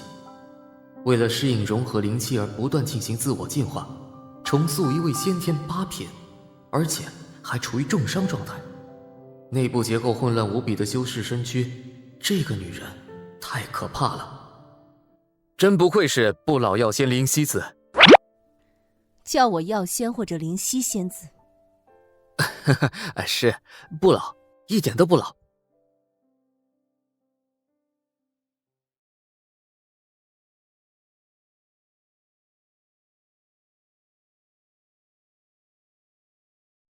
哎呀，常小友，我感受到你身上的先天灵气，你突破8品了。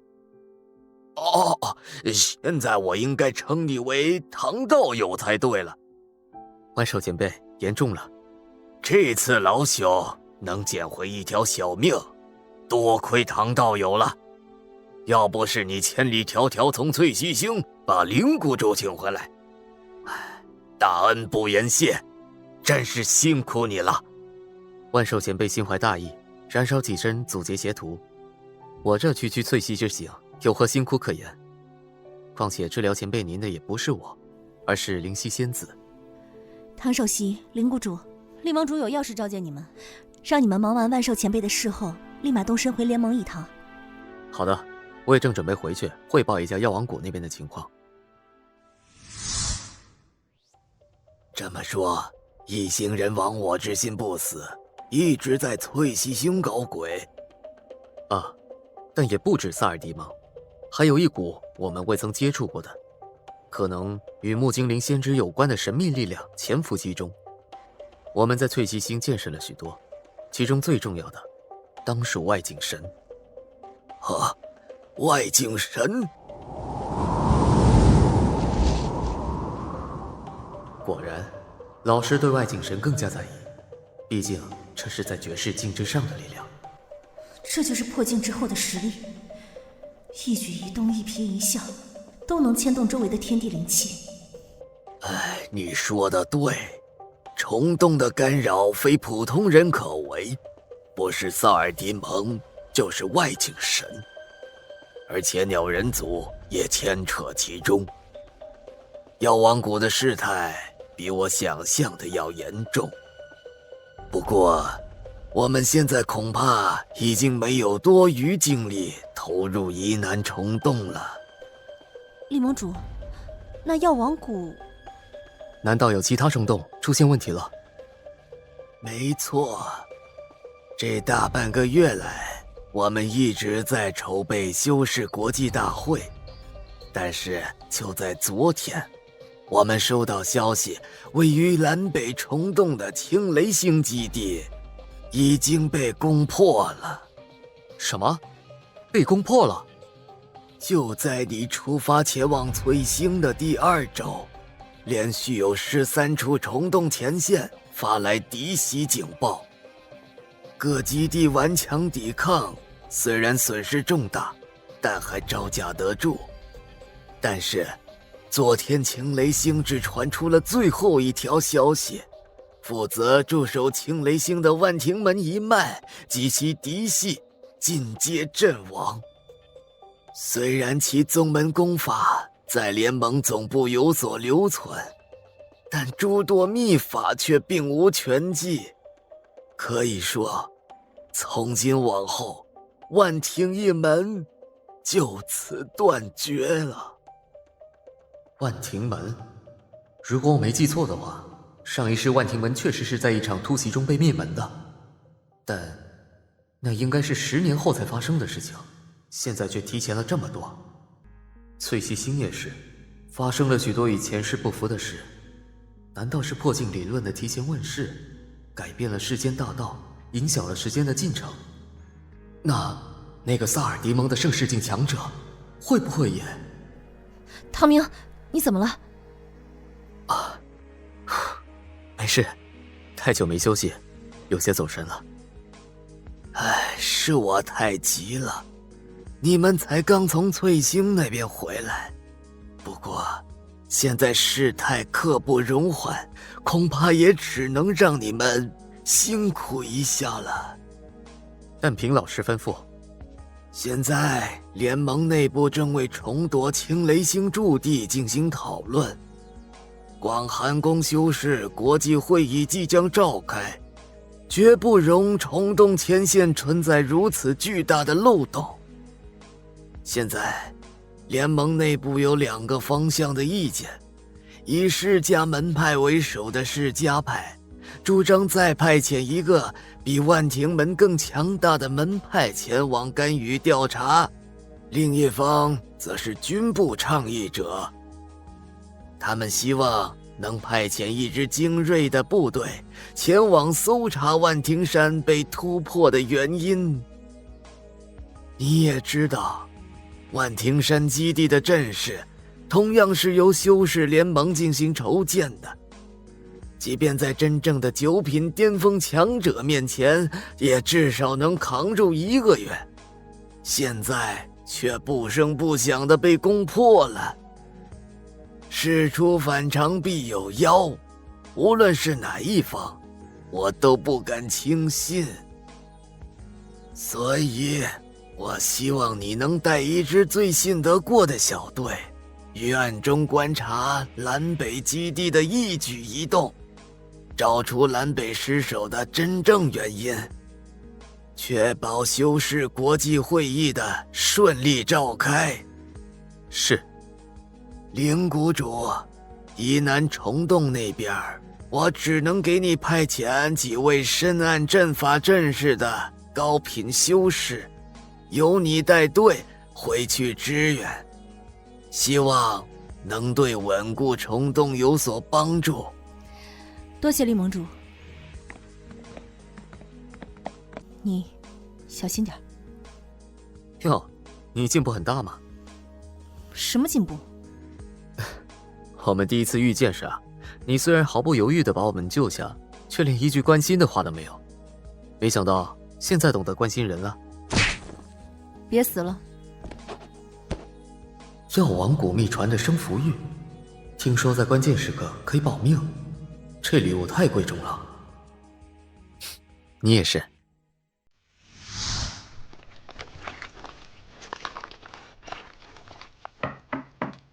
啊，谁？是我。你来的正好，厉盟主给我下了新任务，我正想去找你呢。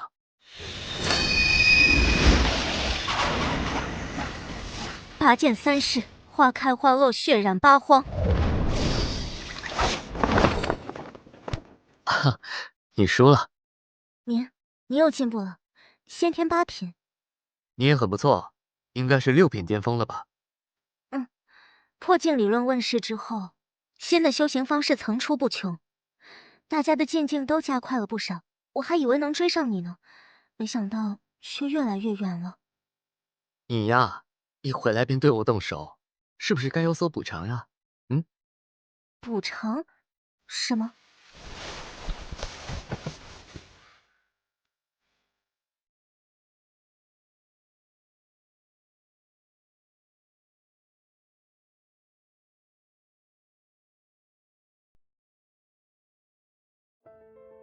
你是说叶景行真的对你下手了？还好你提前在我灵石里留下了暗解印，才抵抗住了他的邪魔侵扰。这么说，叶景行果然已经被萨尔迪们控制了。我按你说的将计就计接近他，发现他的行为举止确实很古怪，而且亲近神速。现在的他已经7品巅峰了，但是他很谨慎，没有让我发现更多的秘密。辛苦你了，但记住，你的安全才是最重要的，明白吗？喂，快开门！汤老大，你回来了吗？小明，姐给你做好吃的来了。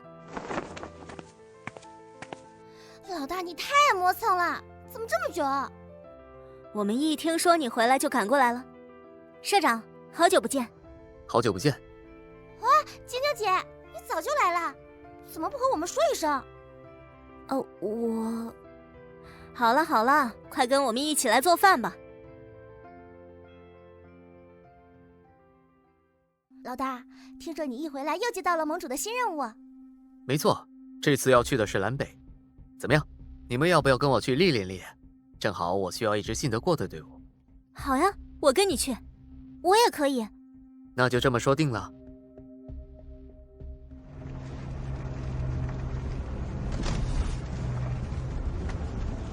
蓝北虫洞链接的是雷属性灵气浓郁的青雷星。原本由修炼雷属性法门并以驯兽著称的万庭门镇守，青雷星各类雷属异兽云集，万庭门也因此成为修道界灵兽养殖大亨，说是坐拥金山银山也不为过。却没想到，在异星强者的冲击下，只支撑了短短3日。你就是唐明。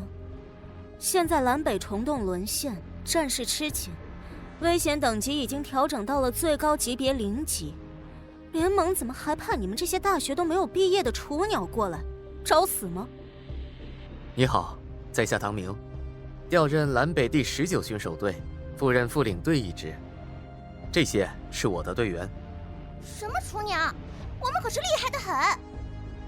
就这，一点料都没有。你，小姐姐，让他看看什么才是真正的有料。我们不能被他看扁了。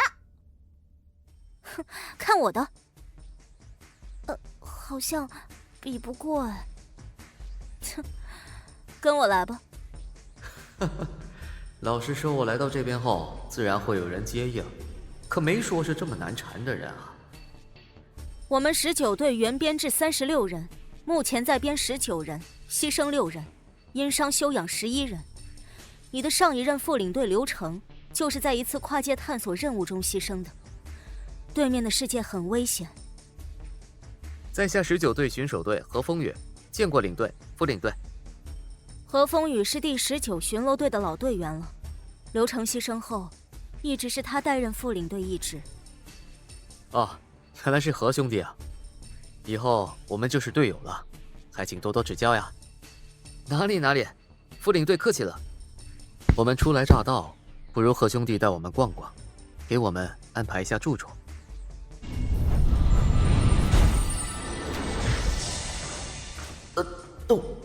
动不了了。这个唐明虽然看着年轻，但却是个狠角色，难怪盟主这个老狐狸会派他过来。你们几个先带这几个女队员去安排好住宿问题。唐明，你跟我去办公室，我有话要跟你说。唐明，你应该知道厉盟主这次派你来蓝北的目的吧？是的，明面上是一次普通的支援调动，实际是暗中调查蓝北虫洞失守的真实原因。没错，正是我第一个向厉盟主汇报了蓝北虫洞失守的可疑之处。另外，我们19队的几次跨界任务都受到了异星势力的精准打击，副队刘成也是因此而死。另外，我还有一个秘密要告诉你，我也是厉盟主的学生，也就是说，你是我的小师弟，快叫师姐。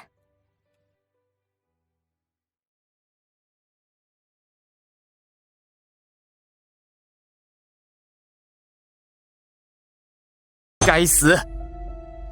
作为19队的老人，出身飞鸿门，在军队之中历练多年，无论是实力、战绩、威望、个人资历，我在各巡守队伍中都属于上上之资。无数次在危险任务中冲锋陷阵，当仁不让，好不容易才换得这代理副队长一职，没想到到手的鸭子就这么飞了。谁？何顿，是我。何顿，咱们就这么算了吗？您辛苦这么久，这小子一来就全都……凭什么呀？还能有什么办法？唐明看起来年轻，却是一名先天强者，而且还是厉盟主的亲传弟子，我们还能翻了天不成？可恶！我在巡守队上下打点，拉拢人心，万般谋算想要得到的东西，对别人来说却是如此轻而易举，水到渠成。就因为他是亲传弟子，而我是一个普通人。算了，唐明身份尊贵，又身怀绝技，来这里应该只是为了镀金，很快就会调走的。我就是看不惯他那趾高气扬的样子，跟真的似的。以前的刘副队比他可强多了，还不是？别在我面前提刘成。是，没什么事，你走吧。哼，为了自己上位，把刘成都害死了，在我这装模作样，给谁看呢？没想到唐明的修为竟然到了先天8品，之前的情报有误啊，差点被姓罗的小子害惨了，要赶紧把这消息传递上去。不过，如果我能帮帝国除掉他的话，肯定会得到重赏吧。萨尔迪蒙万岁，帝星属于帝国。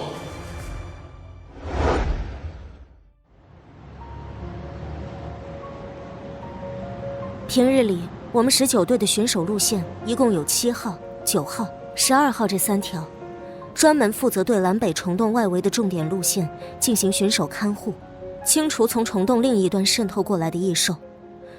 现在驻守在蓝北虫洞对面的萨尔迪蒙3等军团，一共有5个整编大队。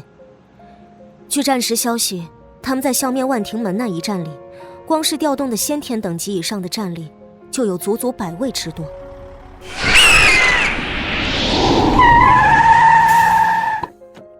不用急，已经有人去了。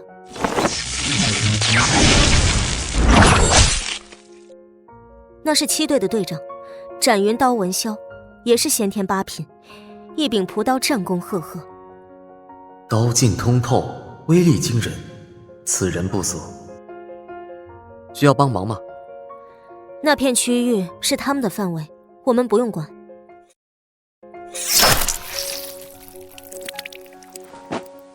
文队运气不错，是紫金契合。那个少年是谁？新来的吗？实力很强。巡逻路线，基地内的各项设施、仓库、后勤部、临时医院、厨房，都带你们看过了。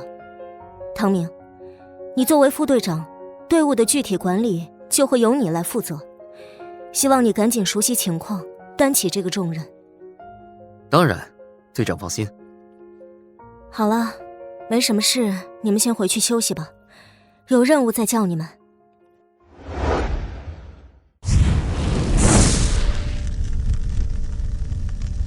突破先天之后，微子淬炼法已经不再适用。想要继续突破境界，一要稳固体魄，加强灵躯的强度；二则是通过漫长时间的积累，完成反先天、铸灵种、灵纹5变，最终经过5次灵纹变换，将堪称巨量的灵气在气海之中凝聚成9品之基座。而修士的灵躯越强，能够凝练出的灵座也就越是稳固。我利用前世的见识和眼光，结合偶然所得的红莲业火，编就了这套业火断灵法，正好可以用于煅烧灵躯，凝练灵座。只可惜，由于业火的局限性，无法传授给晶晶他们。果然，这新编的功法终究还是不够完善。昨天晚上差点就没控制住，把皮肉烧焦了，幸好只是烧去了一身衣物。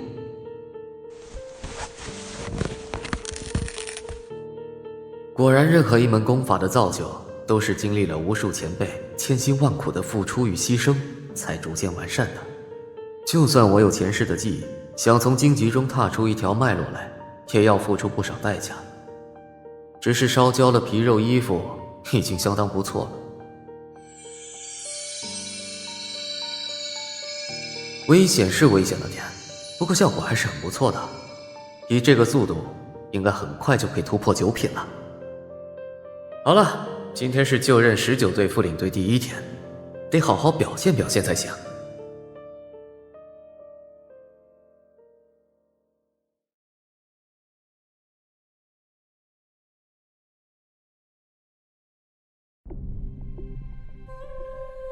喂，你们听说没有？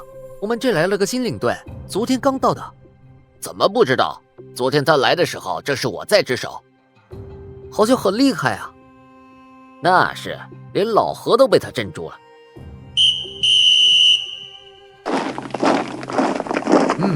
不错，这样的肃杀之气，只有经历过血腥战场才能练就。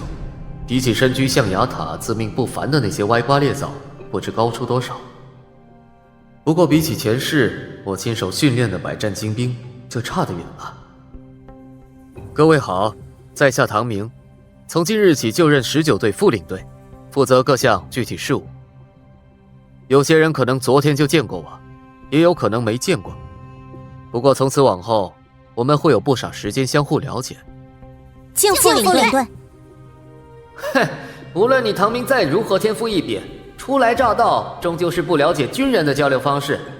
从战场上百战厮杀下来的修士们，有一个算一个，无论再怎么听令守序，却都只服从强者。像这种娘炮一样的管理方式，刚才的话没听见吗？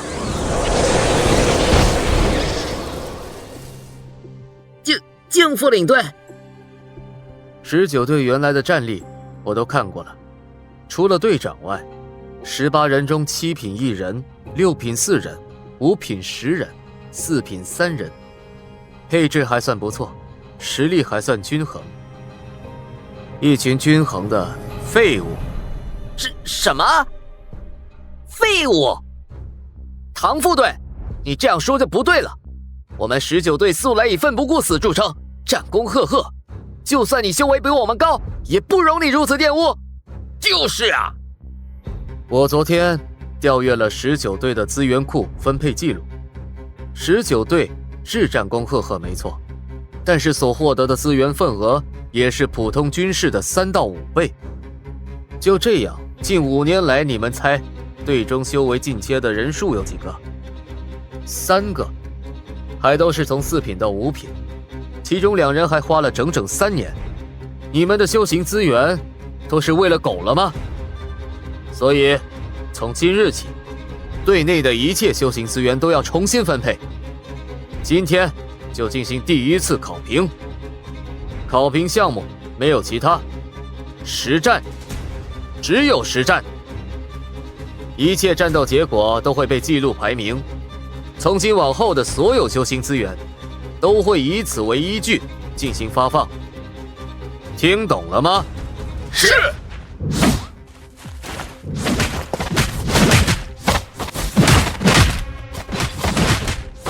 我才不是废物！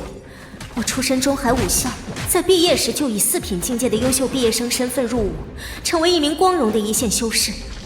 在进入一线部队之后，更是在短短几年间从4品破入5品境界，最终以精英身份被选拔进入选手部队。何时受过这等屈辱？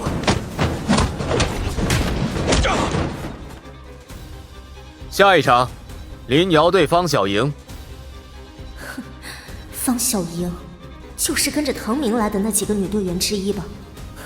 正好，就让我林瑶来杀杀你的威风。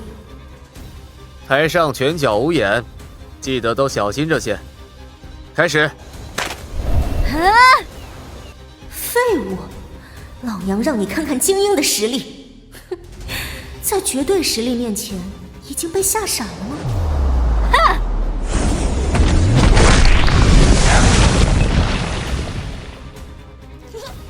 承让。哼，看你表情那嚣张样，老娘不打死你！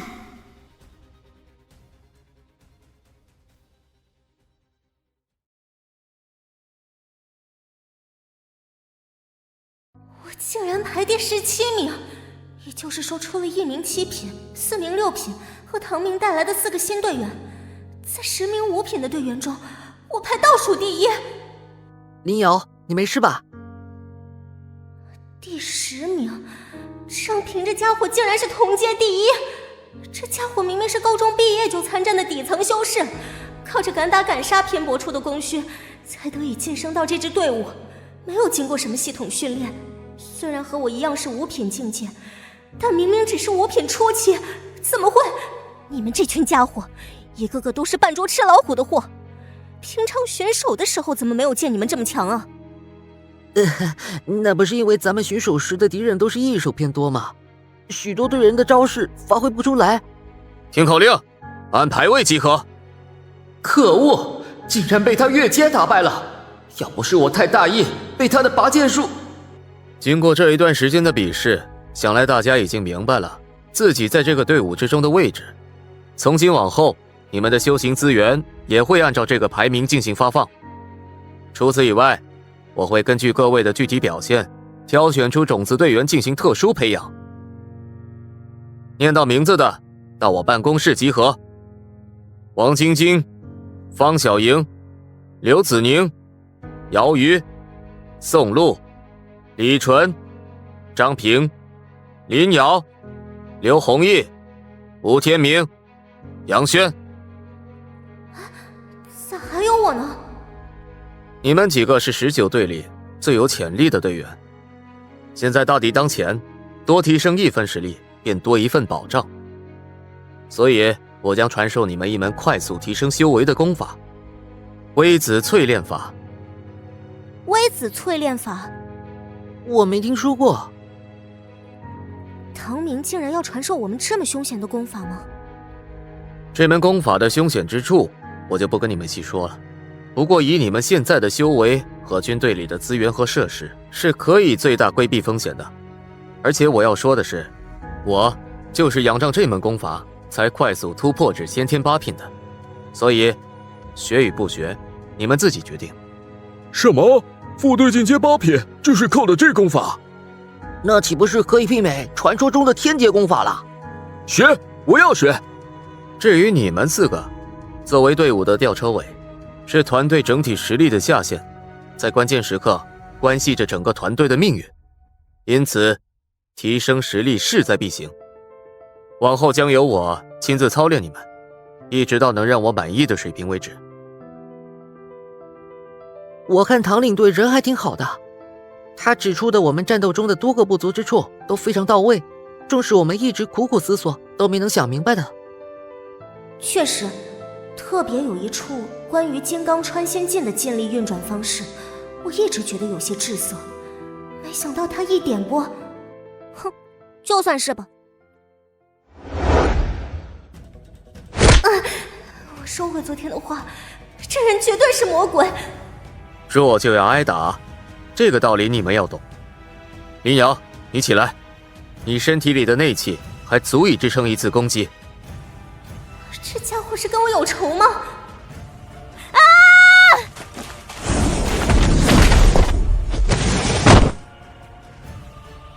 太慢了，内气散乱，动作也不够果决。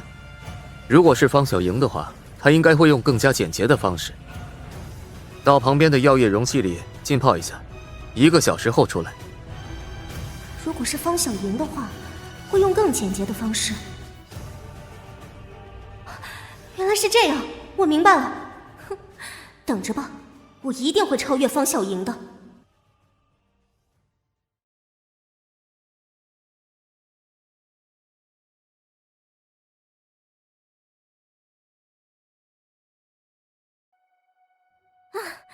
活过来了，大家都回去了吗？他们伤得比我轻，自然恢复得快些。唐明这个魔鬼！哟，林瑶，刚训练完啊？杨登，有事吗？哎呦，别那么生分嘛！我就是想问问，你们和唐领队都做了什么训练啊？我看这几天刘弘毅、吴天明、杨轩3个都拼了命的发狠修炼，挺吓人的。没什么，就是跟副领队对练而已，没什么事，我就先走了。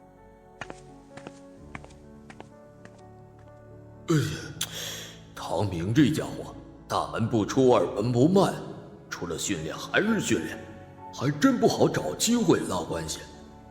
不过，再过几天也差不多该开始巡守了，总有机会的。对了，顺便去领一下这周的资源。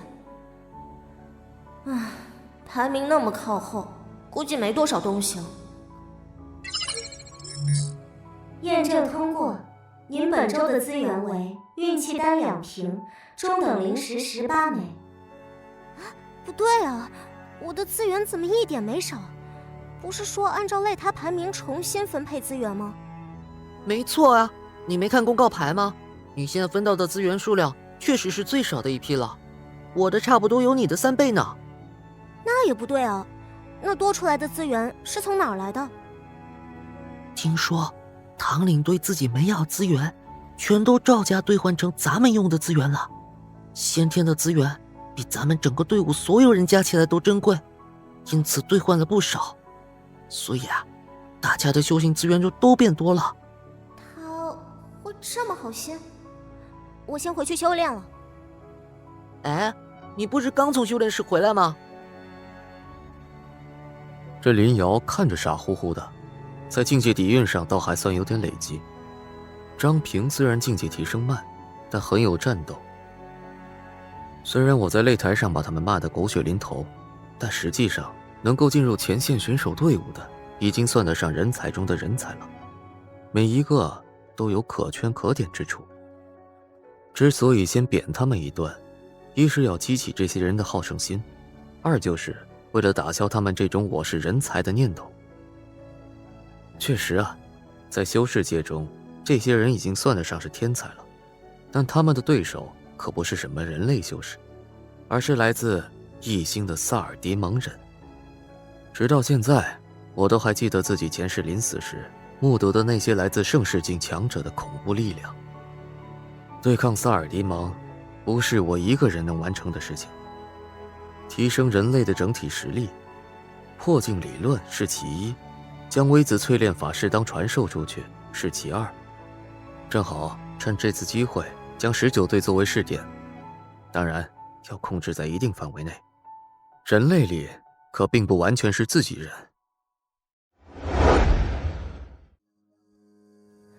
我们已经接收到了联盟上级的最新安排，我们的任务是在本周内对甲1区到丙3区这一范围内的异兽进行清除。由于人手不足，我们3人各领一队，分别清除甲乙丙3个分区。若有特殊情况，则通过远程信号进行快速机动反应。10天后，会有一批后勤运输大队通过这片区域。本次行动不容有失，明白吗？太好了，只要这次任务我完成的比唐明更出色，就能狠狠地打他的脸。球队，我可以自行挑选我的人手吗？当然，只要遵循公平自愿的原则。去吧，你们都去做一下准备。嘿嘿，熟练的人手再加上我对地形的熟悉程度，这次我肯定能拔得头筹。何风雨，你是有希望进入先天的，可别因小失大。这家伙什么意思？任务整体情况就是这样，废话不多说，出发。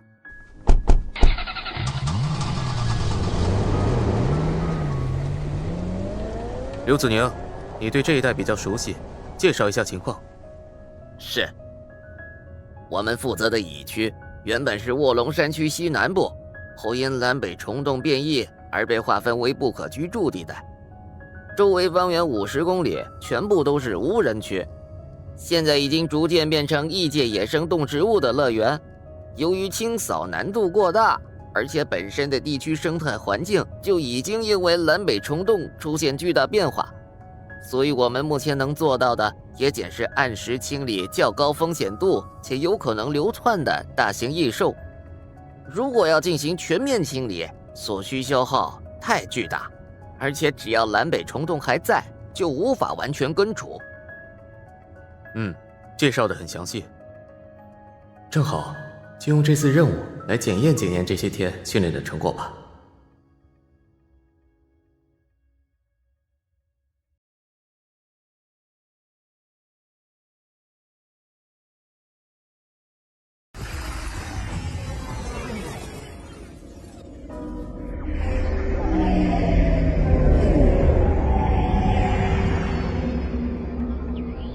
现在的地形早已不再是50年前的地形了。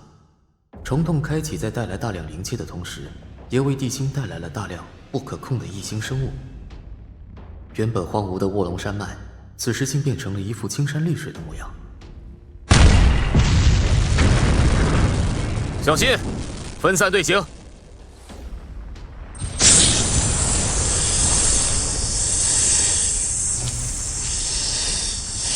是电爪蟒，小心它鳞片上的高压电流。这头异兽也就体型大了些，实际上也就6、7品的实力程度。包围队形，别被他所拖了。战斗中以保命与围困为第一要务，我不会出手，否则全员扣考评分。是。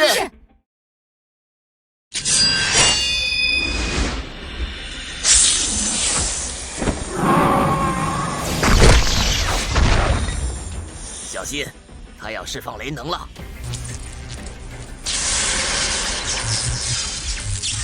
坤卦元亨，立牝马之争。君子有攸往，先民后得主。立。他的优势在于雷能，斩掉他的4爪。李纯配合我们。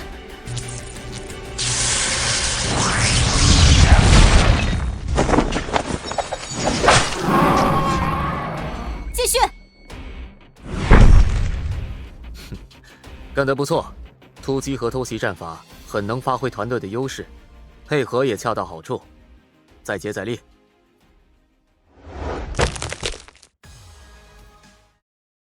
嘿嘿，这么快就击杀了一头相当于人类5品的3头雷狼，等着吧，唐明，这次你肯定得输。唐明，20岁，天才8品，申请伏击。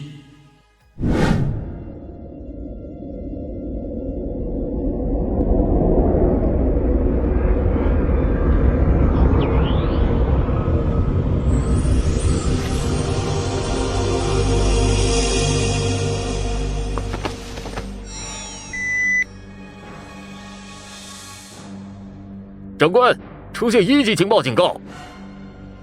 进。你说的是1级情报？是的，长官。